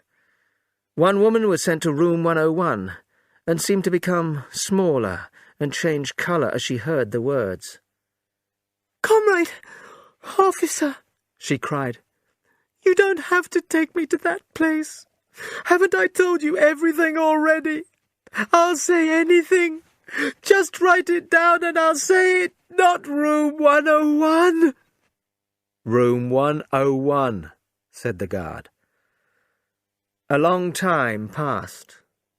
Winston was alone, and had been alone for hours. Sometimes he thought of O'Brien and the razor blade, but with less and less hope. He also thought less clearly of Julia. He thought that if she were in pain, and he could double his own pain to help her, he would do it. He heard the boots again. O'Brien came in. Winston got to his feet. The shock made him forget the telescreen for the first time in years. "They've got you too!" he shouted out. "They got me a long time ago," said O'Brien with a small smile. He stepped to one side. Behind him there was a large guard with a heavy stick in his hand. "You knew this, Winston," said O'Brien. "You have always known it." Yes, he had always known it. But there was no time to think of that. The heavy stick in the guard's hand might hit him anywhere, on his head, ear, arm, elbow. The elbow! He had gone down on his knees, holding the pain in his elbow with the other hand. There was an explosion of yellow light.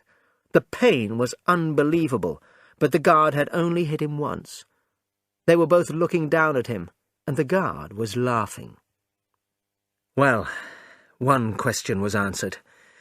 You could never, for any reason on earth, wish for more pain. You only wished for one thing, that it would stop. Nothing in the world was as bad as physical pain. With pain, there are no heroes. No heroes, he thought again and again, as he lay screaming on the floor, holding his useless left arm. Chapter 10. 2 and 2 make 5. He was lying on a bed, and he could not move. There was a strong light in his face. The damage to his elbow had only been the start of it. 5 or 6 men in black uniforms had hit him with sticks or iron bars, kicked him with their boots. He could not remember how many times they had hit him, or how long this punishment had lasted. Sometimes he told them what they wanted to know before they even touched him. Other times they hit him again and again, before he said a word. And all this was just the start. The first stage of questioning that everyone in the cells of the Ministry of Love had to suffer. Later the questioners were not guards, but party men in suits, who asked him questions for 10 to 12 hours before they let him sleep. They made sure he was not comfortable and was in slight pain. They made a fool of him, made him cry. Sometimes they said they would call the guards and their sticks again. Other times they called him comrade and asked him in the name of Big Brother to say he was sorry. He told them he was responsible for every imaginable crime. He said he was an East Asian spy. He said he had murdered his wife, although they knew very well she was still alive. He said he knew Goldstein. He did not remember when the questions had stopped. There was a time when everything was black, and then he was in this room, lying on this bed, unable to move. O'Brien was looking down at him. His hand was on a machine. "I told you," said O'Brien, "that if we met again, it would be here." "Yes," said Winston. O'Brien's hand touched a lever on the machine, and a wave of pain passed through Winston's body.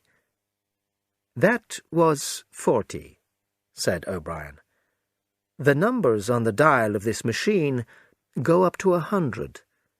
Please remember that I can make you feel a lot of pain at any time. If you lie, if you don't answer the question, or even if you answer with less than your usual intelligence, you will feel pain. Do you understand that?" "Yes," said Winston. "Do you remember," O'Brien continued, "writing in your diary, 'Freedom is the freedom to say that 2 and 2 make 4'? "Yes," said Winston. O'Brien held up his left hand, its back towards Winston, with the thumb hidden and 4 fingers pointing forward. "How many fingers am I holding up, Winston?" 4. "And if the party says that it is not 4 but 5, then how many?" 4. The word ended in a shout of pain. The dial on the machine showed 55. Winston could not stop himself from crying. O'Brien touched the lever, moving it just a little, and the pain grew slightly less. "How many fingers, Winston?" 4. O'Brien moved the lever, and the dial showed 60. "How many fingers, Winston?" 4! 4! What else can I say? 4! The fingers swam in front of his eyes, unclear, but still 4. 4 of them. "How many fingers, Winston?" 4! Stop it! Stop it! How can you continue? 4! 4! "How many fingers, Winston?" 5! 5! 5! "No, Winston, that's no use. You are lying. You still think there are 4. How many fingers, please?" 4! 5! 4! Anything you like, only stop it! Stop the pain! Suddenly he was sitting up, with O'Brien's arm round his shoulders. He felt very cold and shook uncontrollably. O'Brien held him like a baby, and he felt much better. He felt that the pain was something that came from outside, and that O'Brien would save him from it. "You are a slow learner, Winston," said O'Brien gently. "How can I help it?" cried Winston through his tears. "How can I help seeing what is in front of my eyes? 2 and 2 are 4. "Sometimes, Winston, sometimes they are 5.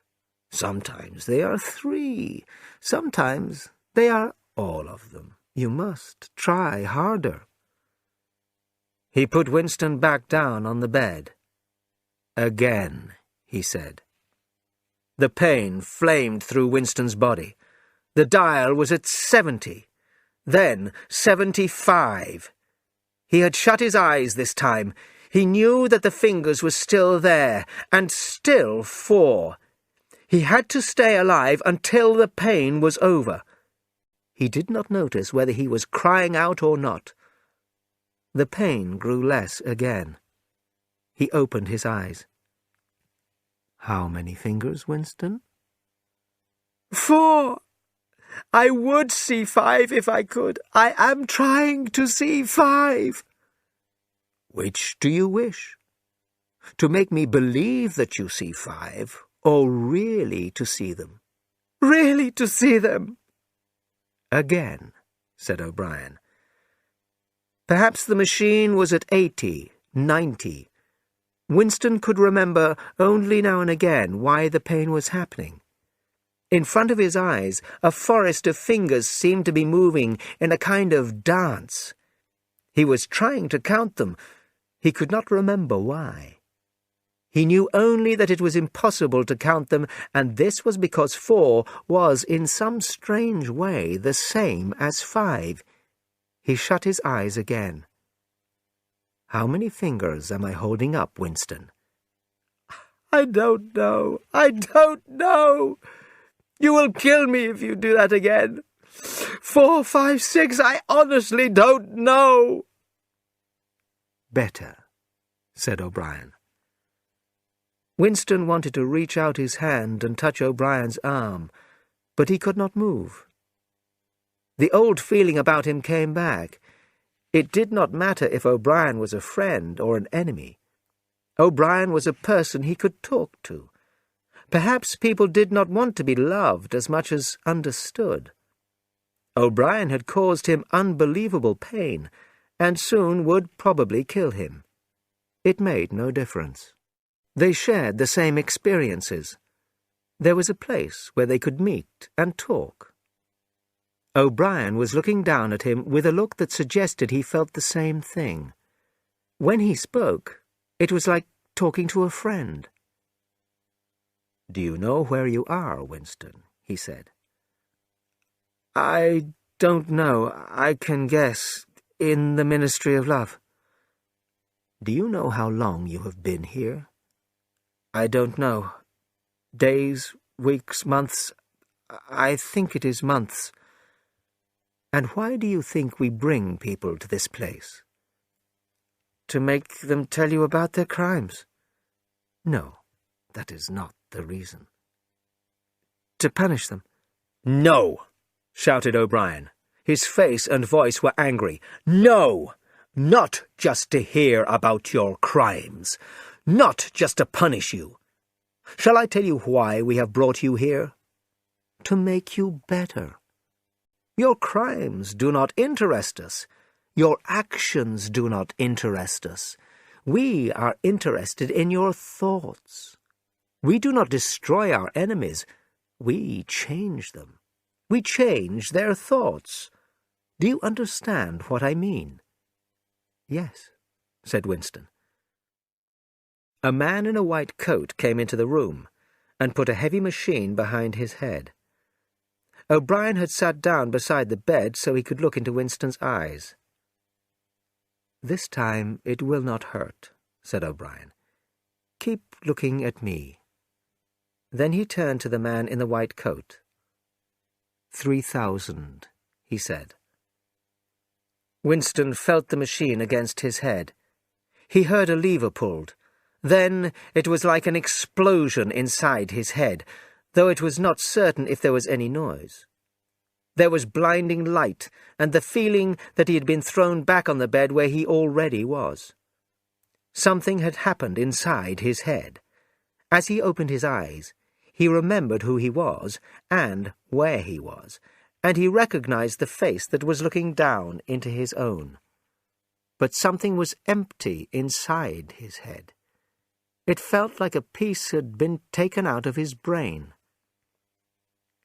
"Look me in the eyes," said O'Brien.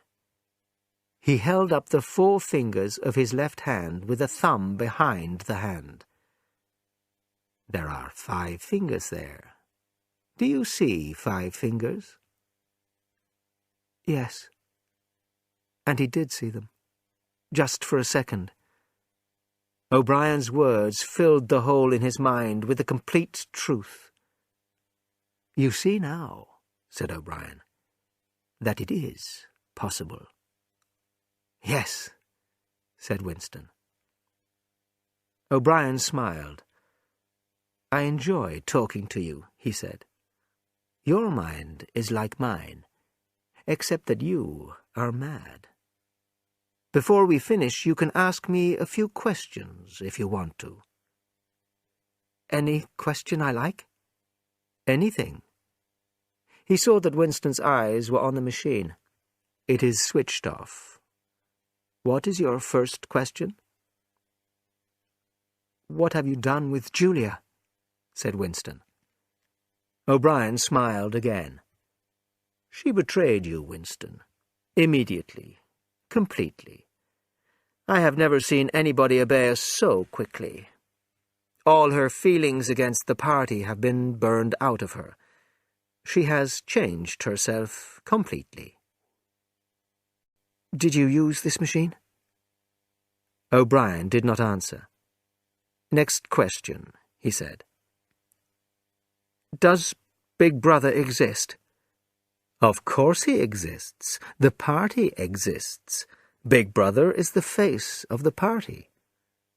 Does he exist in the same way that I exist? You do not exist, said O'Brien.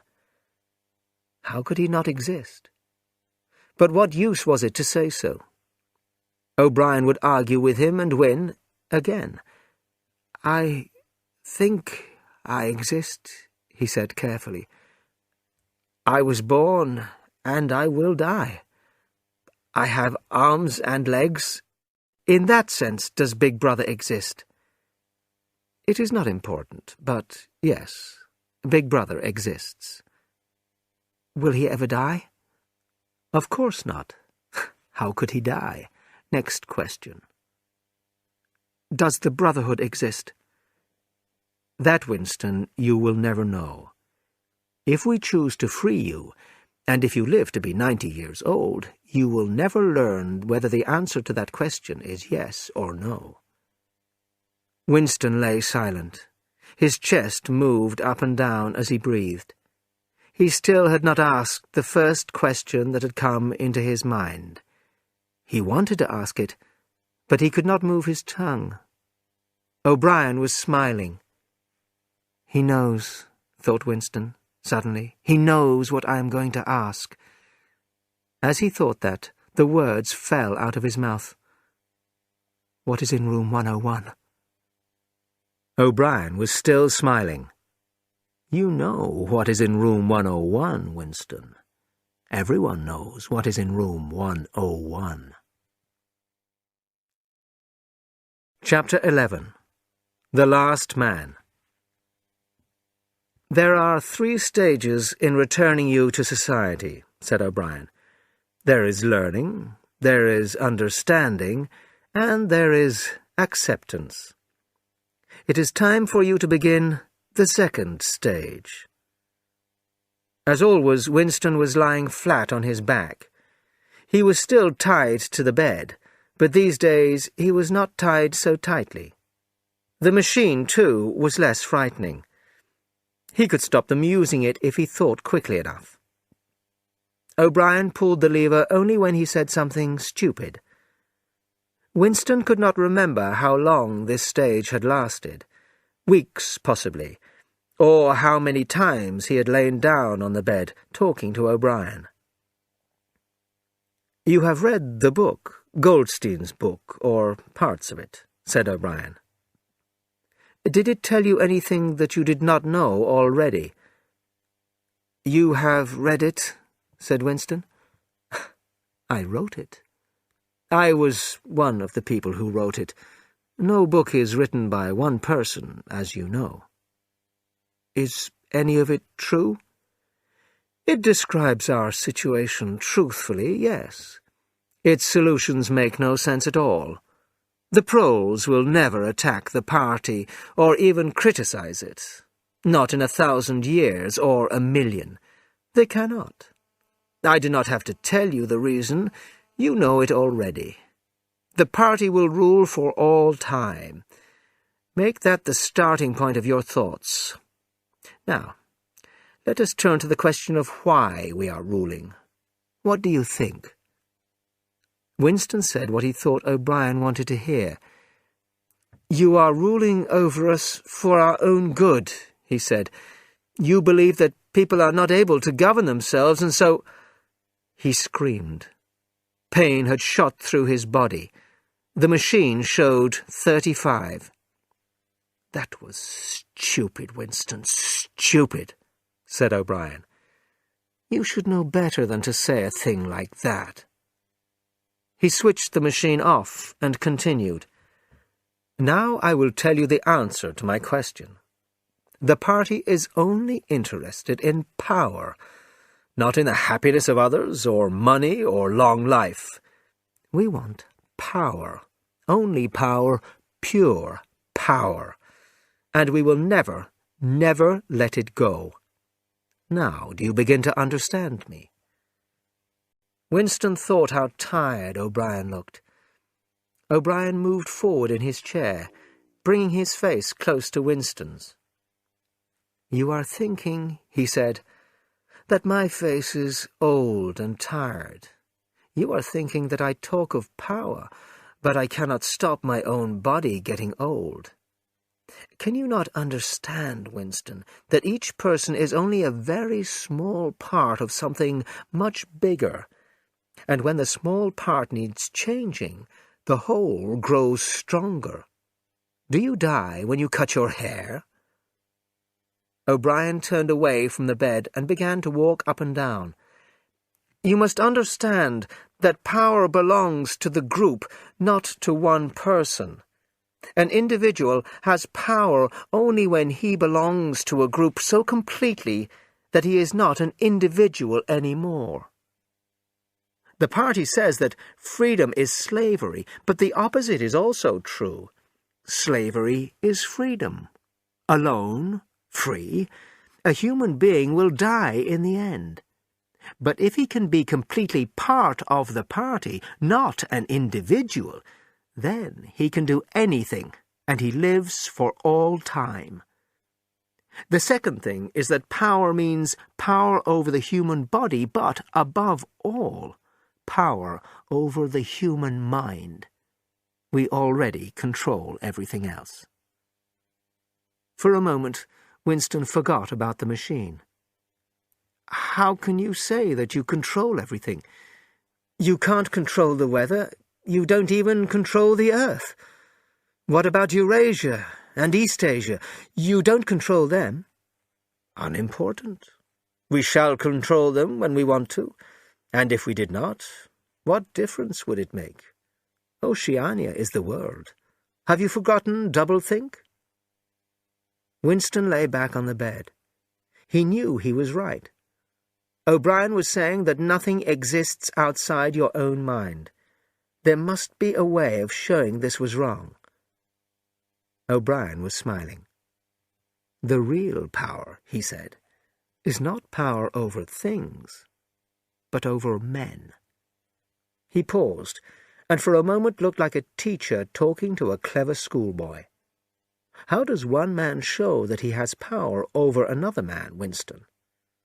Winston thought. "By making him suffer," he said. "Exactly. By making him suffer. Power means causing pain. Power lies in taking human minds to pieces and putting them together again in new shapes of your own choice. Do you begin to see, then, what kind of world we are making? It is the opposite of the stupid worlds which people used to imagine, worlds of love and pleasure. We have built a world of fear and suffering and hate. We shall destroy everything else, everything. We are destroying the love between child and parent, between man, and between man and woman. In the future, there will be no wives and no friends. Children will be taken from their mothers when they are born. There will be no love, except the love of Big Brother. Nobody will laugh, except at an enemy they have destroyed. There will be no art, no literature, no science. If you want a picture of the future, Winston, imagine a boot stamping on a human face, forever." Winston could not say anything. His heart seemed frozen. O'Brien continued.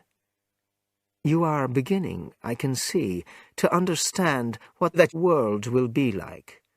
But in the end you will do more than understand it. You will accept it, welcome it, become part of it." Winston was still just strong enough to speak. "You can't," he said weakly. "What do you mean, Winston?" "If a society were built on hate, it would fall to pieces. No, no. You think that hating is more tiring than loving. Why should it be? And even if it was true, what difference would it make? Winston was helpless again, unable to argue, unable to find the words to explain the horror that he felt. "Something will beat you," he said finally. "Life will beat you." We control life, Winston. And we control the way people are. People can be changed very easily, you know. No, I know that you will fail. There is something in all human beings that will beat you. And are you a human being, Winston? Are you a man? Yes. If you are a man, Winston, you are the last man. Your kind of man is finished. Do you understand that you are alone? You are outside history. You do not exist. His voice changed as he gave Winston a hard look. And you think you are better than us, because we hate and cause pain. Yes, I think I am better. O'Brien did not speak. Two other voices were speaking. After a moment, Winston recognized one of the voices as his own. It was the conversation he had had with O'Brien on the night he had joined the Brotherhood. He heard himself promising to murder another person, to cause the death of hundreds of innocent people, to make a child blind and destroy its face. O'Brien pressed a switch, and the voices stopped. "Get up from the bed," he said. Winston got off the bed and stood up with difficulty. "You are the last man," said O'Brien. "Are you really better than us? You're going to see yourself as you are. Take off your clothes." Winston took his dirty overalls off and saw himself in a three-sided mirror at the end of the room. He cried out at the horrible sight. "Move closer," said O'Brien. "Look at yourself closely in the three mirrors." Winston had stopped walking towards the mirror because he was frightened. A bent, grey-coloured thing was walking towards him in the mirror. His face was completely changed. He had very little hair, his back was bent, he was terribly thin. This looked like the body of an old, dying man. "You have thought sometimes," said O'Brien, "that my face, the face of a member of the inner party, looks old and tired. What do you think of your own face?" He pulled out a handful of Winston's hair. "Even your hair is coming out in handfuls.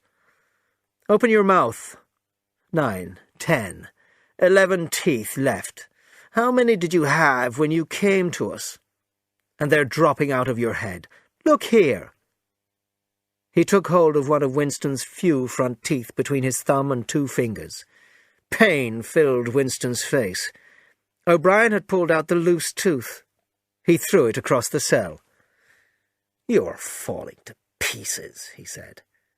"You are dirty. Did you know you smell like a dog? What are you? Just a dirty animal. Now, look into that mirror again. That is the last man." Before he knew what he was doing, Winston had sat on a small chair near the mirror and started to cry. "You did it," he said, through his tears. "You made me look like this." O'Brien put a hand on his shoulder, almost kindly. "No, Winston, you did it yourself when you stopped obeying the party." He paused for a moment and then continued. "We have beaten you, Winston. We have broken you. You have seen your body. Your mind is in the same state. There is nothing that we did not make you do." Winston stopped crying. "I have not betrayed Julia," he said. O'Brien looked down at him thoughtfully. "No," he said. "No, that is true. You have not betrayed Julia." Winston thought again how intelligent O'Brien was. Nothing, it seemed, could stop him admiring the man. O'Brien had understood that Winston still loved Julia, and that meant more than betraying the details of their meetings. "Tell me," he said, "how soon will they shoot me?" "It might be a long time," said O'Brien. "You are a difficult case. But don't give up hope. Everyone is cured sooner or later. In the end, we shall shoot you." Chapter 12. Room 101. He was much better. He was getting fatter and stronger every day. The new cell was more comfortable than the others he had been in. There was a bed and a chair to sit on. There was paper and an ink pencil. They had given him a bath, and they let him wash frequently in a metal bowl. They even gave him warm water to wash with. They had given him new overalls, pulled out the rest of his teeth, and given him new false teeth. Weeks had passed, perhaps months. He could count time passing by his meals. He received, he thought, 3 meals in 24 hours. The food was surprisingly good, with meat every 3rd meal. Once there was even a packet of cigarettes. His mind grew more active. He sat down on his bed, his back against the wall, and began to retrain his mind. He belonged to them now, that was agreed. As he realized now, he had given in. He had been ready to belong to them a long time before he had made the decision. From his first moment inside the Ministry of Love, and yes, even when he and Julia stood helpless in front of the telescreen in Charrington's room, he had understood that it had been stupid to fight against the power of the party. He knew that for 7 years the thought police had watched him, looking down on him like an insect walking along a path. They knew everything that he had said or done. They had played his voice back to him, shown him photographs. Some of them were photographs of Julia and himself. Yes, even... He could not fight against the party now. And why should he? The party was right. He began to write, with big, childlike letters. "Freedom is slavery. 2 and 2 make 5. And while he worked on Crime Stop inside his mind, he wondered when they would shoot him. They might keep him here for years. They might let him out for a short time, as they sometimes did. But one day they would shoot him. You never knew when. Often they shot you from behind, in the back of the head. One day, or one night perhaps, he had a dream. He was waiting for them to shoot him. He was out in the sunshine, and he called out, "Julia! Julia, my love, Julia!" He lay back on the bed, frightened. How many years had he added to his time in this cell by shouting out her name? There was the noise of boots outside. O'Brien walked into the cell. Behind him were the officer with the emotionless face and the black uniformed guards. "You have had thoughts of betraying me," he said. "That was stupid. Tell me, Winston, and tell me the truth, because I will know if you are lying. Tell me, what do you really think of Big Brother?" "I hate him." "You hate him? Good. Then the time has come for you to take the last step. You must love Big Brother." He pushed Winston towards the guards. "Room 101, he said. Winston always knew if the cells were high up or low down in the building. The air was different. This place was many meters underground, as deep down as it was possible to go. It was bigger than most of the cells he had been in. There were 2 small tables in front of him. One was a meter or 2 away, the other was near the door. He was tied to a chair so tightly that he could not move, not even his head. He had to look straight in front of him. O'Brien came in. "You asked me once," he said, "what was in room 101. I said that you knew the answer already. Everyone knows it. In room 101, there is the worst thing in the world." The door opened again. A guard came in carrying a box. There was a tube at the front of it. He put it down on the table near the door. "The worst thing in the world," said O'Brien, "is different for each person. It may be death by fire, or by water, or 50 other deaths. Sometimes it is something quite small, that does not even kill you."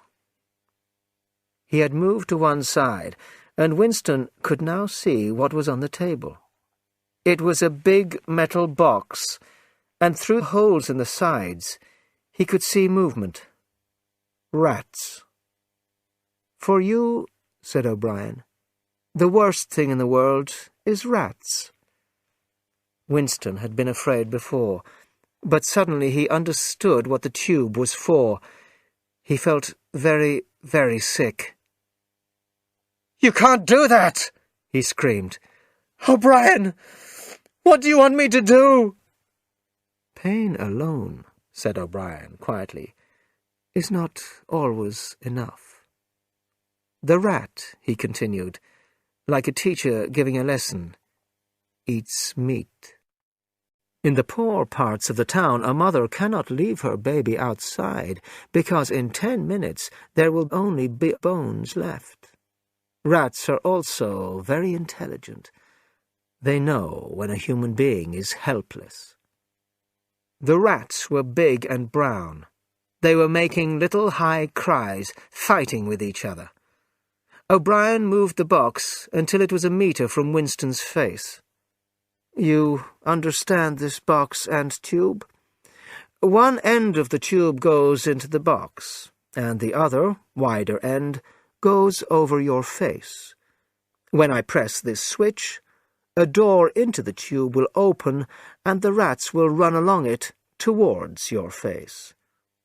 Sometimes they attack the eyes first.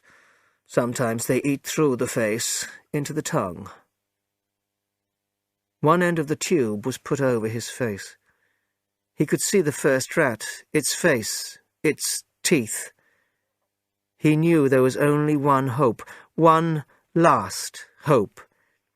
He needed to put someone else between himself and that rat. He needed to give them someone else. And he heard himself shouting, screaming, "Do it to Julia! Do it to Julia, not me! Julia, I don't care what you do to her! Destroy her face! Leave only bones! Not me! Julia, not me!"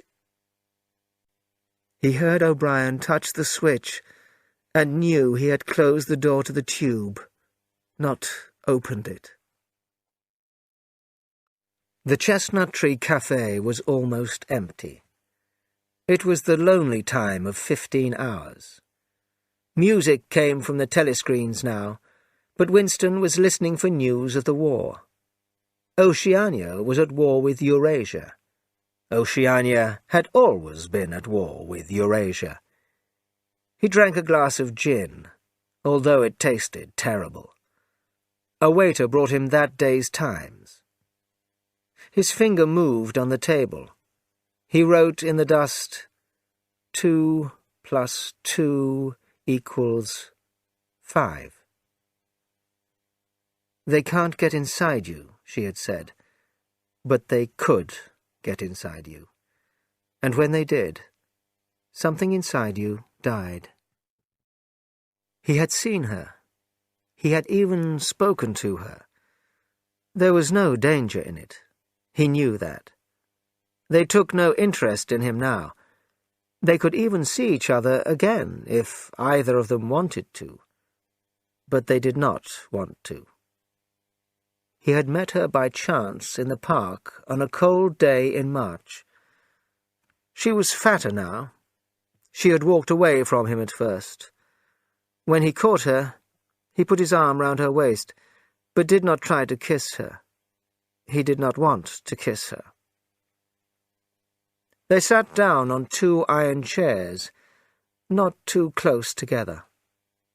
There were no telescreens here, but possibly hidden microphones. It did not matter. "I betrayed you," she said. "I betrayed you too," he said. "In the end, they do something so terrible that you say, 'Don't do it to me. Do it to somebody else. Do it to the person I love. You only care about yourself.'"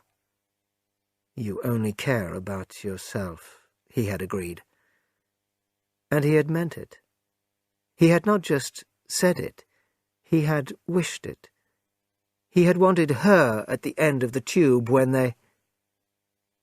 Something changed on the telescreen in the Chestnut Tree Cafe.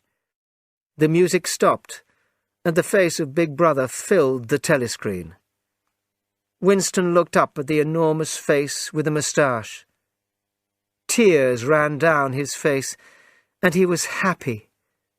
He had won the fight with himself. He loved Big Brother.